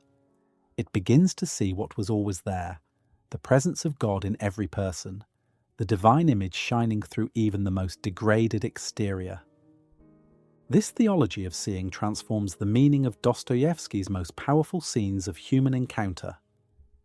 When Mishkin first meets Nastasia Filipovna and looks at her portrait, his response is not aesthetic appreciation or romantic attraction. He sees her suffering. He perceives the person beneath the beautiful surface, the person who has been used and damaged, and who has learned to use her beauty as a weapon because she has forgotten that she is anything more than an object. Mishkin's gaze restores her personhood, if only for a moment. He sees the divine image in her, and for an instant she sees it too, reflected back in his eyes. The patristic tradition would call this a moment of recognition, two persons perceiving each other in truth, in the light of the divine image they both bear. Such moments are rare in life and rare in literature, but they are the moments around which Dostoevsky's novels turn, the moments where the patristic vision of persons in communion becomes briefly, blazingly actual. Zosima perceives Dmitri not as a problem to be solved or a sinner to be judged, but as a person standing before God, bearing a suffering that connects him to all other suffering persons. The bow acknowledges this connection. It says, "Your suffering is not yours alone. It belongs to the whole body of humanity, and I, as a member of that body, share in it." This is what "everyone is responsible for all" means at its deepest level. It is not a moral exhortation to do better. It is an ontological claim about the nature of personhood. We are already connected. The only question is whether we will acknowledge the connection or deny it. The hesychast prayer tradition provides the practical framework through which this theology of communion was enacted in the monastic life that shaped Dostoevsky's imagination. Hesychasm, from the Greek hesychia, meaning stillness or quiet, is the tradition of contemplative prayer that developed in the Eastern Church from the 4th century onward and reached its theological culmination in the 14th century writings of Gregory Palamas. The central practice of hesychasm is the Jesus prayer. Lord Jesus Christ, Son of God, have mercy on me, a sinner. This prayer is repeated continuously, with attention and intention, until it becomes, as the tradition describes, a prayer of the heart, a prayer that continues even when the mind is occupied with other things, a prayer that descends from the head into the chest and synchronizes with the beating of the heart. The Philokalia, the anthology of patristic writings on the spiritual life that was central to the hesychast revival, was compiled in the 18th century by Nicodemus of the Holy Mountain and Makarios of Corinth. Its Russian translation by Paisius Velichkovsky became a foundational text of Russian Orthodox spirituality. Dostoevsky knew the Philokalia. The monks of Optinapustin lived by its teachings. Zosima's spiritual formation and his capacity for discernment are rooted in the hesychast tradition of inner prayer and attention. What may seem paradoxical is that this tradition of inner stillness, of withdrawal into the heart, is actually the foundation of genuine communion with others. The hesychast does not retreat from the world in order to escape it. The hesychast retreats in order to cultivate the quality of attention that makes genuine encounter possible. Without inner stillness, the person who goes out to meet others brings only their own noise, their own projections, their own agendas. They see the other not as the other truly is, but as their own desires and fears have constructed them. The hesychast tradition teaches that only a quiet heart can truly perceive another person. Only a mind that has been stilled of its compulsive self-chatter can hear what the other is actually saying. This is why Zosima can see Dmitri's heart when no one else can. His years of prayer have cultivated in him a capacity for attention that cuts through the surface presentations of the ego and perceives the person beneath. Alyosha's departure from the monastery, which Zosima commands, is a hesychast act carried into the world. Zosima does not send Alyosha away because the monastery has failed him. He sends him away because the monastery has succeeded. The inner stillness, the capacity for attention, the quality of loving perception that Alyosha has cultivated through monastic prayer, these are not meant to remain cloistered. They are meant to be practiced in the streets, in the homes, in the messy and chaotic encounters of ordinary human life. Alyosha's presence in the world is the hesychast tradition made flesh, the contemplative life translated into active love. This translation is not easy or smooth. Alyosha struggles. He is bewildered by the world's complexity. He does not always know what to say or do, but he carries with him the capacity that the hesychast tradition was designed to cultivate, the ability to be present to another person without agenda, without judgment, without the need to fix or solve or convert. When he sits with Grushenka, he does not try to reform her. When he speaks with Ivan, he does not try to argue him out of his rebellion. When he encounters the schoolboys after Ilyusha's death, he does not deliver a theological lecture. He simply stands among them, fully present, fully attentive, and something happens. Something communicates. The barriers between persons become, for a moment, transparent.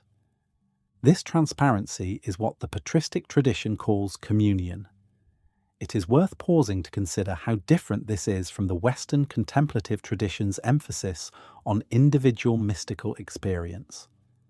In the Western tradition shaped by figures like John of the Cross and Teresa of Avila, the contemplative life is often described in terms of the individual soul's ascent toward union with God. The soul withdraws from the world, passes through stages of purgation and illumination, and arrives at a mystical union that is fundamentally private. The hesychast tradition shares some of these features, but its orientation is different. The goal of inner stillness is not private union with God, but the capacity for genuine communion with all of creation. The hesychast returns to the world not with a private mystical experience to treasure, but with opened eyes, with a heart capable of perceiving the divine image in every person encountered. The movement is centrifugal, from stillness outward into encounter. Alyosha embodies this centrifugal movement. His monastic formation does not separate him from the world.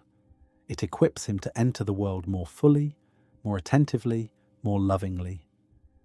This transparency stands in radical contrast to the anti-communal visions that Dostoevsky's novels also explore. Shigalyov's system in Demons represents the political destruction of Sobornost.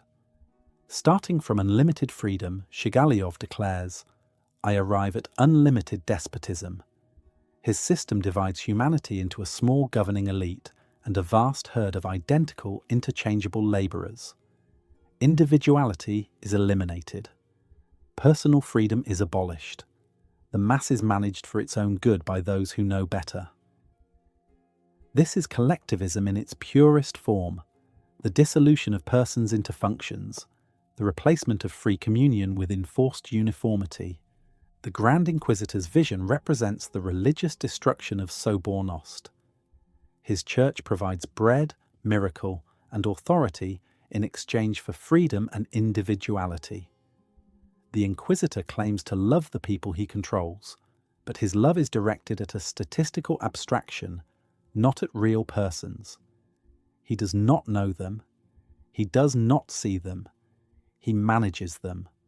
Real persons, with their unpredictable desires, their irrational choices, their stubborn insistence on being themselves, are precisely what the Inquisitor's system cannot tolerate. Sobornost requires that each person be fully themselves, fully free, fully present. The Inquisitor's system requires that they be interchangeable, manageable, predictable. Pyotr Verkhovensky in Demons provides yet another variant of anti-Sobornost, the revolutionary cell as a parody of communion. Pyotr binds his followers together not through love, but through complicity in crime. He understands with a manipulator's instinct that shared guilt creates a bond.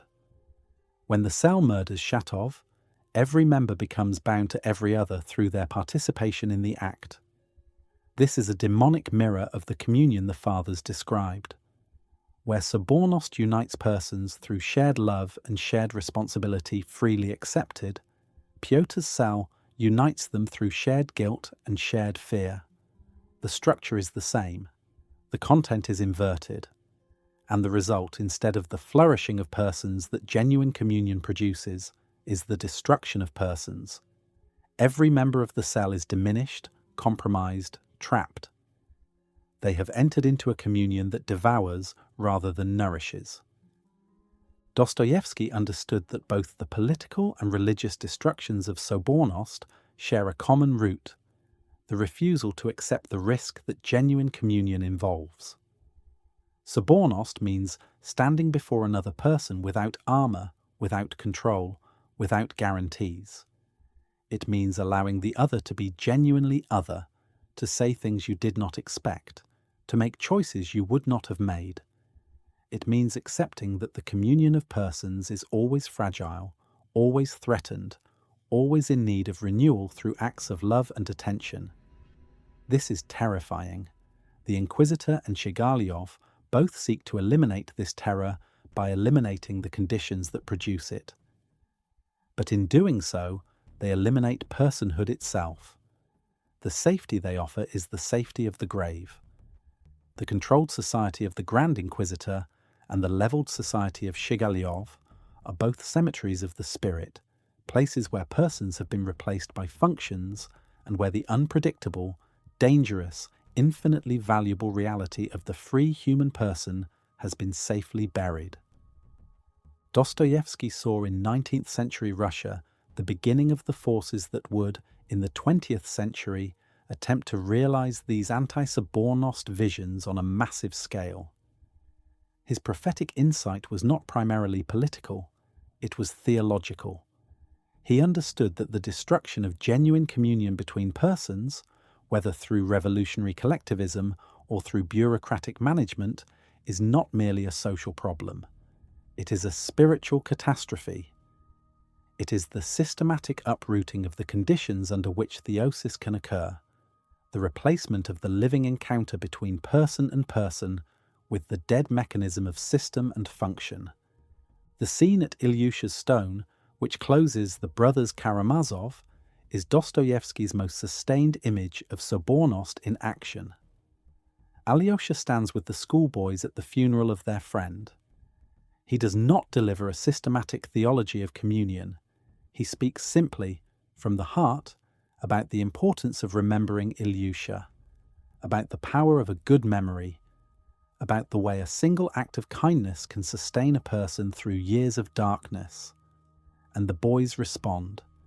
They respond not because they have been convinced by an argument, but because they have been gathered into a communion, a free assembly of persons united by love and grief and hope. This is Sobornost, not a program, not a system, not an institution, but a moment of genuine human meeting in which persons recognize one another as persons and are transformed by the recognition. Maximus the Confessor wrote that the mystery of the Incarnation contains in itself the meaning of all symbols and enigmas of Scripture and the hidden meaning of the whole of creation. This is a staggering claim, and it is directly relevant to Dostoevsky's vision of Sobornost. If the Incarnation is God entering into communion with creation, taking on human nature so that human nature can participate in divine life, then every genuine act of human communion is an echo of that primal event. Every time one person truly sees another, truly listens, truly opens themselves to the presence of the other, the Incarnation is being continued. The Eucharistic theology of the Orthodox Church makes this explicit. In the liturgy, the community gathers to share the body and blood of Christ, and in that sharing, they become what they receive, a living communion of persons united in the divine life. Dostoevsky does not describe the liturgy in his novels, but his communion scenes carry the same sacramental weight. When persons meet authentically in his fiction, something holy is happening. The sacramental dimension is not a metaphor. It is the theological claim that every genuine encounter between persons participates in the same reality that the Eucharist makes explicit, the communion of created beings in the life of the God who made them. Gregory Palamas, the 14th century theologian who gave hesychasm its definitive theological articulation, made a crucial distinction between God's essence, which is forever beyond human knowledge, and God's energies, which are the ways God makes himself present and knowable in creation. The uncreated light that the hesychasts perceived in prayer was, Palamas taught, not a created phenomenon or a psychological projection, but the actual energy of God, God's own presence reaching into the world and illuminating those who have prepared themselves to receive it. This distinction between essence and energies is unique to Orthodox theology and carries significant implications for the understanding of Sobornost. If God is present in the world through his energies, then the communion of persons is not merely a human achievement. It is a participation in divine activity. When two persons truly meet, God's energy is at work in the meeting. The communion is not just between the two persons, it is a three-way communion. Person, person, and the God whose energies make genuine encounter possible. The theological concept that binds all of this together is what Maximus called the cosmic liturgy, the idea that the entire created order is oriented toward communion with God and with itself. Creation is not a machine, it is a living body, and every creature within it is a member of that body, connected to every other member by invisible bonds of relation and mutual dependence. Human beings, as the bridge between the material and spiritual worlds, have a unique role in this cosmic liturgy. They are called to gather all of creation into conscious communion with God, to be the priests of the natural world, offering up the beauty and suffering of creation as a gift to its creator. Dostoevsky's scenes of communion between persons take place within this larger cosmic frame, even when the characters themselves are unaware of it. When Alyosha falls to the earth after his vision and weeps, kissing the ground, he is enacting the cosmic liturgy. He is the human being offering creation back to God, receiving the beauty of the earth as a gift, and returning it with tears of gratitude. When Dmitri dreams of the crying babe and awakens with a new orientation toward the suffering of the world, he is being drawn into the cosmic liturgy, into the web of relation and responsibility that connects every creature to every other. Even the underground man, trapped in his isolation, testifies to the reality of Sobornost by negative example. His suffering is precisely the suffering of a person who has severed himself from the communion for which he was made. His isolation is not freedom. It is the absence of the very thing that makes freedom meaningful. Maximus taught that the mode of being that separates one from the whole is the root of evil. The underground man has separated himself from the whole, and the result is not the autonomous selfhood he craves, but a spiral of self-referential misery that confirms by its very intensity the truth of what it denies. That persons cannot flourish in isolation, that the self sealed within itself is a self in the process of destruction. The Sobornost framework also illuminates the relationship between Dostoevsky's fictional communities and the actual monastic communities that inspired them. The elders of Optina Pustin did not live in isolation. They lived in a skete, a small community attached to the larger monastery where the rhythm of shared prayer, shared meals, and shared silence created the conditions for deep interpersonal communion. The Russian monastic tradition, following the Desert Fathers, understood that solitude and community are not opposites, but complementary disciplines. The monk retreats into solitude to quiet the noise of self-will. Then the monk returns to community to practice the love that solitude has made possible. This rhythm of retreat and return, of stillness and encounter, is the living pulse of Sobornost, and it is the rhythm that Dostoevsky builds into the structure of the Brothers Karamazov. Alyosha moves between the monastery and the town, between the elder's cell and the family's chaos, between contemplation and action, and each movement enriches the other. The hesychast tradition teaches that the person who has achieved inner stillness perceives the world differently. Colours become more vivid. Sounds become more distinct. The beauty of the natural world, which the busy mind overlooks, reveals itself with startling clarity. This heightened perception is not a mystical extra. It is the natural state of a soul that has been freed from the constant noise of self-concern. Dostoevsky's most luminous passages, the descriptions of the Russian landscape, the sudden moments of beauty that break through the grim texture of his narratives, carry this hesychast quality. They are the world perceived by a heart that has been quieted enough to see. The distinction between Sobornost and its counterfeits matters immensely for understanding the political dimension of Dostoevsky's thought. He was suspicious of socialism, but not because he opposed the idea of human solidarity. He opposed socialism because he saw it as a counterfeit of Sobornost. and attempt to achieve through external organization what can only grow from the inner transformation of persons. You cannot legislate communion. You cannot enforce love. You can create institutions that provide the external conditions for human flourishing, but the actual communion of persons, the free meeting of souls that transforms both parties, cannot be manufactured by any system.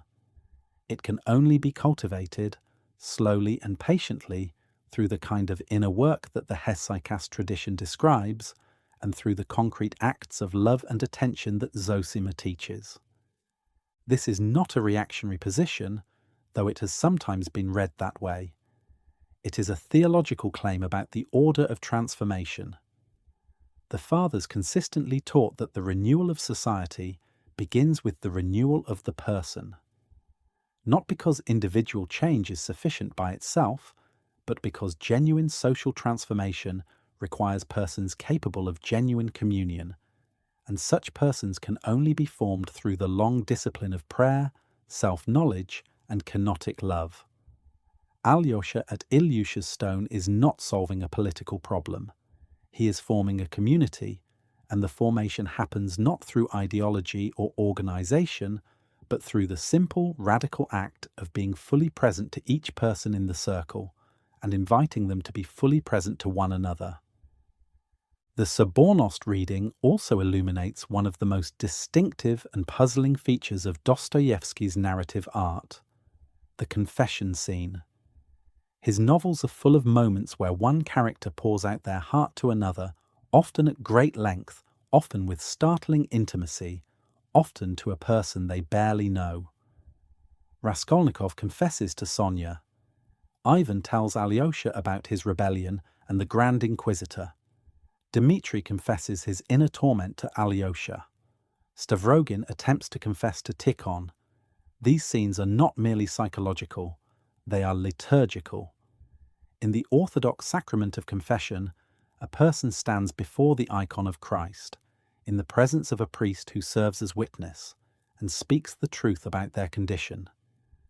The priest does not judge, he witnesses, he receives. And in the act of speaking the truth before another person, something changes in the speaker. The truth, which had been locked inside, poisoning the soul from within, is brought into the open where it can be seen, acknowledged, and potentially healed. Dostoevsky's confession scenes follow this sacramental pattern. The one who confesses is not seeking information or advice. They are seeking a witness, a person who will receive their truth without flinching, without judgment, without turning away. When Raskolnikov confesses to Sonia, her response is not moral evaluation, it is presence. She suffers with him. She enters into his condition. And this shared suffering, this communion in truth, is what begins the healing. The patristic tradition would recognize this as the sacramental core of Dostoevsky's art, the meeting of persons in truth, in the presence of a love that holds them both. Nikolai Berdyaev, the Russian religious philosopher who wrote extensively about Dostoevsky, argued that Dostoevsky's genius lay precisely in his understanding that the human person is revealed only in communion with other persons. A person alone is an abstraction. It is only in the encounter with the other, in the moment of genuine meeting, that personhood becomes actual. Berdyaev traced this insight directly to the patristic tradition and to the theology of the Trinity. If God is a communion of persons, and if human beings are made in God's image, then personhood is inherently communal. The isolated individual is not the fundamental unit of reality. The communion of persons is. And Dostoevsky's novels, with their dense webs of relationship, their elaborate networks of confession and encounter, their refusal to let any character exist in isolation, are literary enactments of this theological truth. In the 6th century, a mysterious writer known only as Pseudo-Dionysius, the Areopagite, produced a short treatise called the Mystical Theology that would shape the course of Christian thought for over a millennium. The treatise begins with a prayer to the Trinity that asks to be led to the darkness beyond light, to the summit beyond all summits, where the pure, absolute, and unchangeable mysteries of theology are revealed in the darkness of silence. From this extraordinary opening prayer, dense with paradox and longing, unfolds one of the most radical ideas in the history of Western thought, that the highest and most intimate knowledge of God is not knowledge at all, but a kind of unknowing, a luminous darkness that is brighter than any light the human mind can generate. Pseudo-Dionysius developed what came to be called Apophatic theology, the via negativa, the way of negation. God, Dionysius argued, transcends every concept, every category, every name that human language can assign. God is not good in the way we understand goodness. God is not being in the way we understand being. God is not even God in the way we understand the word. Every affirmation about the divine, no matter how carefully formulated, must be immediately qualified by the acknowledgement that God exceeds it. We can say what God is not with greater confidence and precision than we can say what God is. And the highest form of theological discourse is not speech but silence, not affirmation, but the recognition that every affirmation has fallen short. Gregory of Nyssa, writing 2 centuries before Dionysius, had already articulated a version of this insight through his reading of the book of Exodus. When Moses ascends Mount Sinai to meet God, he first encounters God in the burning bush, which is light. Then God appears in the cloud that leads Israel through the desert, which is semi-obscure. Finally, on the summit of Sinai, Moses enters the thick darkness where God is. Gregory interpreted this progression not as a descent into ignorance, but as an ascent into a deeper mode of knowing. The light of the burning bush is the beginner's knowledge of God, clear, vivid, accessible. The cloud is the intermediate stage, where simple certainties begin to dissolve. The darkness on the summit is the most intimate knowledge of God, achieved not through concepts, but through the surrender of concepts, not through sight, but through the willingness to see by not seeing. This tradition stands behind one of the most debated and least understood moments in all of Dostoevsky's fiction, Christ's silence in the Grand Inquisitor scene. The Inquisitor speaks for pages. He delivers a systematic, coherent, devastating argument against Christ's decision to come to humanity in freedom rather than in power. He has reasons. He has evidence. He has a theory of human nature and a program for human management. Christ says nothing. The standard readings of this silence treat it as a literary device. Christ is silent because silence is more powerful than argument, or because his answer is embodied in his person rather than his words, or because Dostoevsky wanted to show that faith cannot be reduced to propositions. These readings are not wrong, but they do not go deep enough.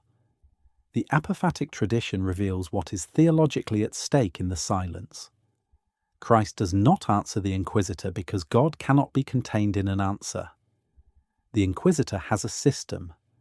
Christ exceeds all systems. The Inquisitor has arguments. Christ transcends all arguments. The Inquisitor speaks from within the categories of human reason, power, control, necessity, happiness. Christ exists beyond those categories in the darkness that Dionysius described, where all concepts fail and only presence remains. The kiss that Christ offers is the apophatic gesture par excellence. In a scene dominated by language, by the Inquisitor's torrent of words, the kiss is the moment where language stops and something else begins. It communicates nothing propositional. It conveys no argument, no information, no doctrine. It is pure presence, pure self-giving, pure relation. It operates on a plane that the Inquisitor's categories cannot reach. And this is precisely why it is devastating. The Inquisitor can defend himself against arguments. He has answers for every objection, but he cannot defend himself against a kiss, because a kiss does not inhabit the space of argument.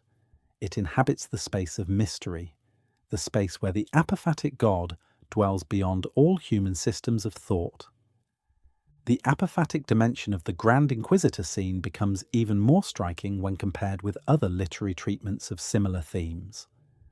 In Milton's Paradise Lost, God speaks at length, defending his governance of creation in explicit theological arguments. In Goethe's Faust, God speaks in the prologue in heaven, setting the terms of the wager with Mephistopheles. These are cataphatic treatments. God makes positive statements about himself and his purposes. Dostoevsky chose the opposite path. His Christ is apophatic. He communicates through silence and through touch, through the withdrawal of propositional content and the offering of personal presence. This is not a literary failure or an evasion. It is the most precise theological statement Dostoevsky could make, that the God of Orthodox Christianity is not the kind of being who can be captured in a monologue, no matter how eloquent. He is the kind of being who can only be encountered in the darkness beyond speech. Dostoevsky's famous letter to Natalia von Vizina, written in 1854 after his release from the Siberian prison camp, contains a sentence that has puzzled commentators ever since. If someone proved to me that Christ is outside the truth, and that in reality the truth were outside of Christ, then I should prefer to remain with Christ rather than with the truth. Read without the apophatic tradition, this sentence seems to endorse irrationalism. Dostoevsky is choosing blind faith over evidence, loyalty over logic. But the apophatic tradition makes the sentence not only coherent but profound. Dostoevsky is saying that Christ is not reducible to any propositional truth, not even the highest and most certain truth that human reason can construct. Christ is a person, not a proposition. He is an inexhaustible mystery, not a solved equation. He is, in the language of the Fathers, a mystery in the original sense of the word, not a puzzle to be cracked, but a reality to be entered and inhabited. To choose Christ over the truth is not to choose irrationality over reason. It is to choose a person over a system, a living mystery over a dead certainty. It is the apophatic recognition that the God revealed in Christ always exceeds what can be said about him, and that loyalty to a person is a fundamentally different kind of commitment than assent to a doctrine. This letter illuminates a feature of Dostoevsky's fiction that has often been noted but rarely explained satisfactorily: his refusal to resolve his novels into clear, unambiguous messages. He gives Ivan Karamazov the most powerful arguments in the novel and never refutes them logically. He creates characters who embody diametrically opposed worldviews and refuses to declare a winner. He structures his narratives so that every affirmation is shadowed by a doubt, every moment of grace is preceded by a moment of darkness, and the reader is left not with certainty but with a deepened capacity for wonder. Literary critics have explained this feature through Bakhtin's concept of polyphony, multiple voices, each with its own authority, none subordinated to a single authorial perspective. This is an accurate literary description, but the patristic tradition offers a theological explanation that goes deeper. Dostoevsky's novels are apophatic art. They approach the deepest truths not through direct statement, but through the accumulation of perspectives, contradictions, and irresolutions that gesture toward a reality beyond any single perspective's grasp. Just as the apophatic theologian approaches God through negation, stripping away every concept that falls short, Dostoevsky approaches the mystery of the human person through the negation of every reductive explanation. His characters cannot be captured by psychology. They cannot be captured by philosophy. They cannot be captured by ideology. Each attempt to reduce them to a single meaning is undermined by something in the text that exceeds the reduction. They are, in the apophatic sense, inexhaustible. This is why Dostoevsky's novels continue to generate new readings, new interpretations, new scholarly arguments after more than a century. They have not been used up because they cannot be used up. Like the God of apophatic theology, they always have more to reveal, and every new reading discovers something that previous readings missed. The novels grow richer with each encounter, not because the reader is projecting new meanings onto them, but because the reality they contain is genuinely inexhaustible, genuinely exceeding every attempt at comprehensive interpretation. This connection between apophatic theology and literary form is not coincidental. The Fathers understood that language about God must be used differently from language about created things. When we speak of a table, our words can adequately contain the reality. When we speak of God, our words gesture toward a reality they can never contain. Dostoevsky applied the same logic to his characters.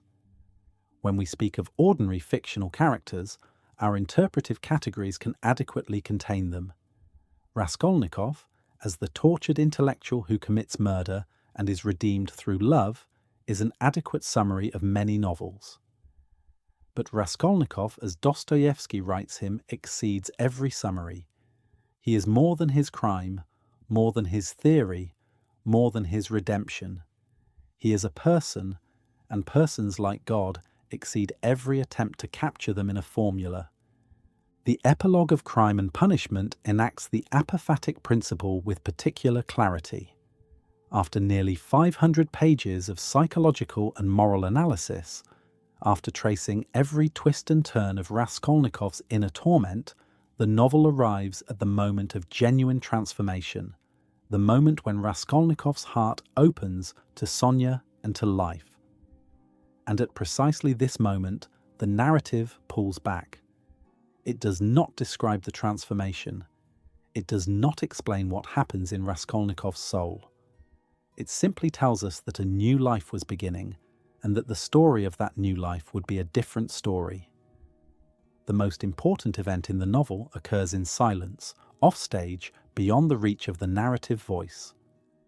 This is apophatic art at its purest, the recognition that the deepest reality cannot be spoken, that the most important truth must be gestured toward rather than stated, that the silence at the center of the narrative is not a failure of description, but an act of reverence before a mystery that exceeds description. Alyosha's vision at the wedding feast of Cana enacts a different kind of apophatic experience. In this passage, Alyosha is listening to the Gospel, reading over Zosima's coffin, and falls into a dreamlike state. He sees the wedding at Cana, and Zosima is there, joyful, calling him to join the celebration. The passage is suffused with a quality that Orthodox theology calls the uncreated light, a brightness that is not physical illumination, but the radiance of God's presence. Alyosha does not receive propositional knowledge from this experience. He does not learn a doctrine or arrive at an argument. He is simply overwhelmed by a presence so real and so full that his heart overflows. When he goes outside and falls to the earth, kissing the ground and weeping, he has not been intellectually convinced of anything. He has been encountered by the apophatic God, the God who comes not in argument, but in presence, not in proof, but in love. The tension between the cataphatic and the apophatic runs through all of Dostoevsky's work and gives it its characteristic quality of affirmation shadowed by doubt. Cataphatic theology is the tradition of positive statement about God. God is good, God is love, God is truth. These statements are true and necessary. The Fathers never abandoned cataphatic theology, but they insisted that every cataphatic statement must be held in tension with its apophatic complement. God is good, but not in any way we can fully understand. God is love, but not in any way we can fully comprehend. The moment we believe we have grasped God's goodness or God's love completely, we have actually grasped an idol, a reduced image of the divine that satisfies the intellect but falls infinitely short of the reality. Dostoevsky's novels maintain this tension with extraordinary consistency. He affirms that love is real, that redemption is possible, that persons are sacred. These are cataphatic claims, and he means them. But he always surrounds them with the apophatic shadow. Ivan's arguments are never logically refuted. Stavrogin's despair is never explained away. The suffering of children is never given a satisfying theodicy. Mishkin's goodness does not save him from destruction. The apophatic dimension ensures that Dostoevsky's faith is never neat, never comfortable, never a system that resolves all contradictions. It is faith in the face of mystery, affirmation in the presence of the unknowable. This is the faith of the Fathers. Gregory of Nyssa's Moses does not find certainty on the summit of Sinai. He finds darkness, and in the darkness he finds God. But the finding is not a possession. It is an encounter that deepens the mystery rather than resolving it. The closer Moses comes to God, the less he can say about God. The more intimate his knowledge, the more he recognizes how much exceeds his knowledge. This is not skepticism. It is not the modern doubt that questions whether truth exists. It is the patristic recognition that truth is so vast, so deep, so inexhaustible, that every human articulation of it is both true and inadequate. Pseudo-Dionysius wrote that we celebrate the cause of all things precisely because it is not any of the things it causes. This is not a lament. It is a recognition that reality is richer than any mind can contain, that there is always more, that the darkness beyond light is not emptiness, but superabundance. Dostoevsky's faith partakes of this recognition. His refusal to resolve his novels into neat conclusions is not the despair of one who has found no answers. It is the reverence of one who has found that the questions themselves are inexhaustibly rich, that the mystery of the human person is as deep as the mystery of God, and that both mysteries deserve to be honoured with the kind of attention that refuses to simplify. Dostoevsky lived in this space. His faith was real, fierce, and costly, but it was never the faith of certainty. It was the faith of one who had entered the dark cloud and found there something he could not name, could not capture, could not systematize, but could not deny. Alyosha's faith after Zosima's body decays is this kind of faith. Before the decay, Alyosha had a faith structured by expectations.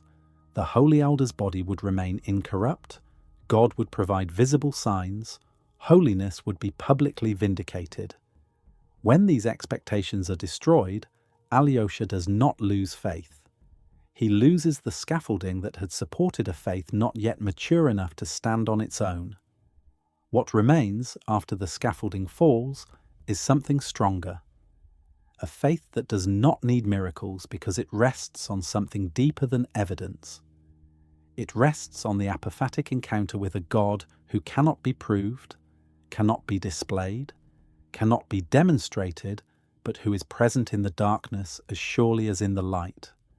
Hans Urs von Balthasar, the Catholic theologian who wrote extensively about Dostoevsky, recognized this apophatic quality in Dostoevsky's art and compared it to the iconographic tradition of Eastern Christianity.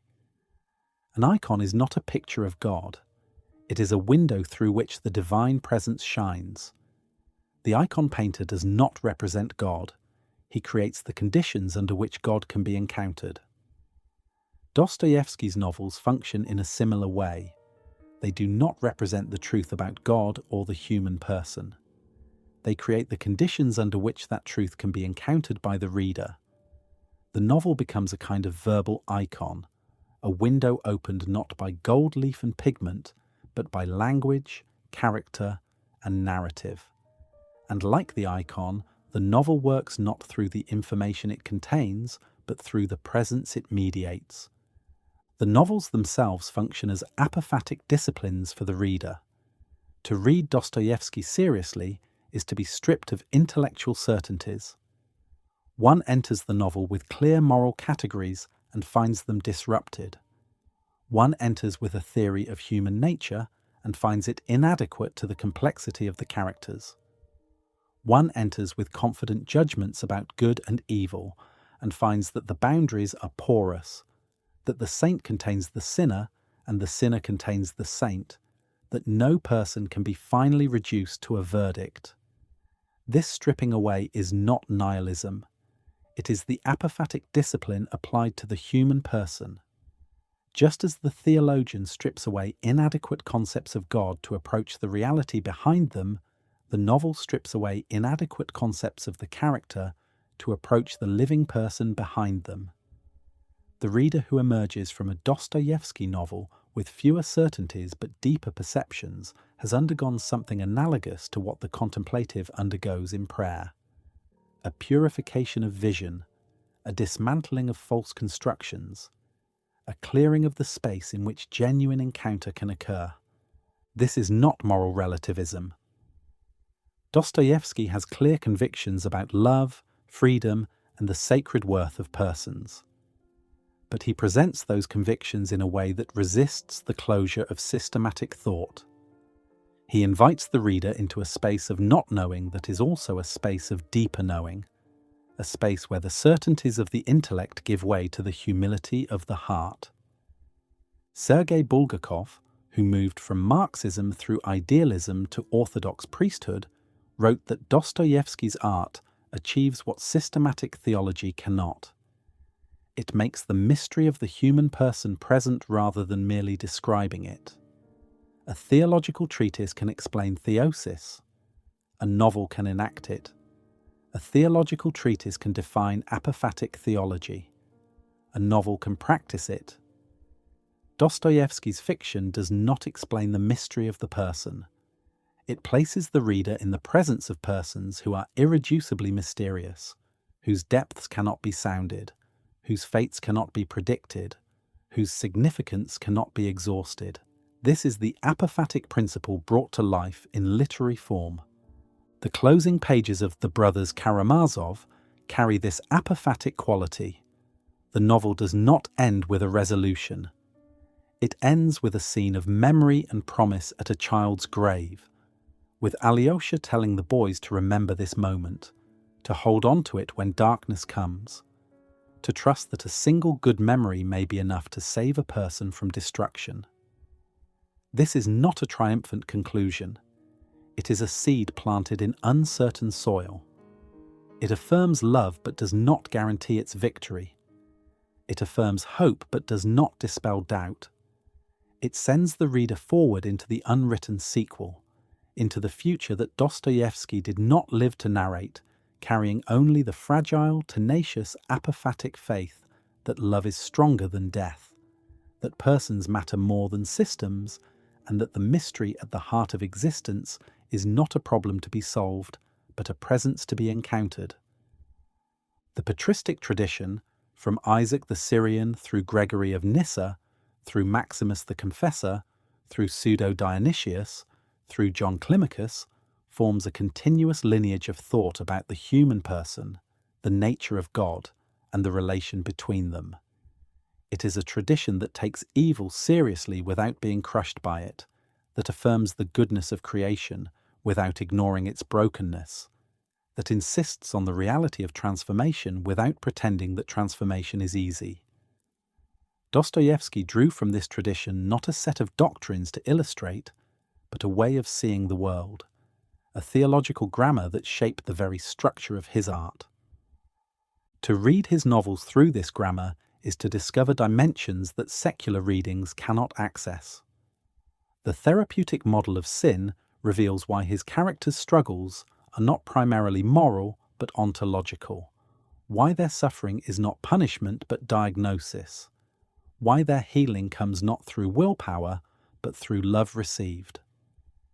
Kenosis reveals why his most luminous characters are also his most vulnerable, why the world breaks them even as they illuminate it, why their apparent failure is actually the most radical form of victory.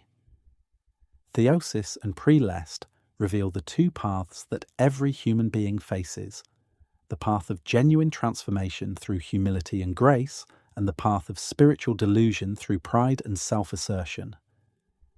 Sobornost reveals why his novels are so densely social, why isolation is the greatest of all catastrophes, why communion is the only context in which persons become fully real. And Apophatic Theology reveals why his art resists closure, why his most profound moments occur in silence, why his faith is always faith at the edge of the abyss rather than faith in the comfort of certainty. These are not external labels applied to Dostoevsky's work by pious readers looking for religious content. They are the internal categories of the tradition in which Dostoevsky lived, prayed, struggled, and created. They do not replace the philosophical and psychological readings that have enriched our understanding of his novels. They deepen those readings by revealing the theological ground on which they stand. Freedom, which secular readers rightly identify as Dostoevsky's central theme, takes on new meaning when understood as the freedom of a person created for theosis, a freedom oriented not toward arbitrary choice, but toward the fullness of participation in the divine life. Suffering, which secular readers rightly identify as the great problem of Dostoevsky's fiction, takes on new meaning when understood through the therapeutic model, as the painful process of a soul being healed of the sickness that separates it from its own deepest truth. Love, which secular readers rightly identify as Dostoevsky's answer to nihilism, takes on new meaning when understood as kenotic self-emptying, a love that does not merely feel warmly toward others, but pours itself out completely, without reserve and without guarantee of return. The Church Fathers did not write novels, but they mapped the territory that Dostoevsky's novels explore.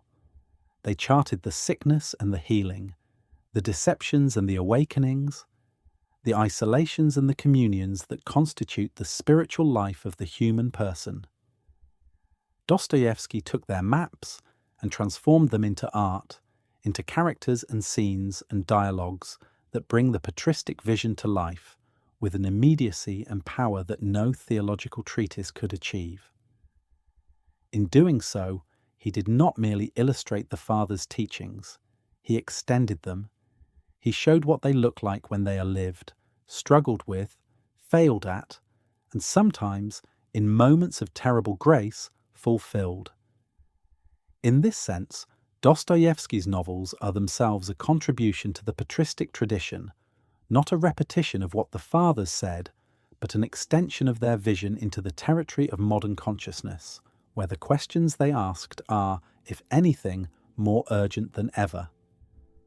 The modern reader who encounters Dostoevsky for the first time may know nothing of Isaac the Syrian or Gregory of Nyssa or Maximus the Confessor. This does not matter. The patristic vision is woven so deeply into the fabric of the novels that it communicates itself to anyone willing to enter the fiction with an open heart. The reader who weeps for Raskolnikov has already, without knowing it, entered the therapeutic vision of sin as sickness. The reader who is moved by Mishkin's vulnerability has already, without knowing it, encountered kenotic love. The reader who senses that Ivan's rebellion is both magnificent and somehow wrong has already, without knowing it, perceived the dynamics of Prelest. The reader who feels that the schoolboys gathered at Ilyusha's stone represent something sacred has already, without knowing it, experienced Sobornost. And the reader who closes the Brothers Karamazov with more questions than answers, with a deepened sense of mystery rather than a satisfied sense of resolution, has already, without knowing it, been formed by the apophatic tradition. The theology does not need to be named in order to be felt. It lives in the art itself, as the uncreated light of the hesychast tradition lives not in propositions about light, but in the actual experience of seeing. The mystery remains. It will always remain. This is what the apophatic tradition teaches, and it is what Dostoevsky's art embodies, that the deepest truths about God and about the human person are not problems to be solved, but realities to be entered, not systems to be mastered, but mysteries to be inhabited. The Fathers spent their lives in prayer and study, moving deeper and deeper into a darkness that was brighter than any human light. Dostoevsky spent his life in art and suffering, moving deeper and deeper into the question of what it means to be human when the human person is understood not as a biological accident or a rational agent, but as a being created for communion with the infinite God. Neither the Fathers nor Dostoevsky arrived at final answers. Both arrived at something better, a way of asking the questions that honors their depth, that refuses to settle for easy solutions, and that trusts that the mystery itself, entered with honesty and love, is not a deficiency to be remedied, but a fullness to be inhabited. The darkness on the mountaintop is not the absence of God. It is the overwhelming presence of a God who is more than any light can show. And the unresolved questions that Dostoevsky's novels leave with us are not the absence of meaning. They are the presence of a meaning so deep, so vast and so alive that no single formulation can contain it, and that the only adequate response is the response of Moses on Sinai, to stand in the darkness, attentive, receptive, and open to whatever comes.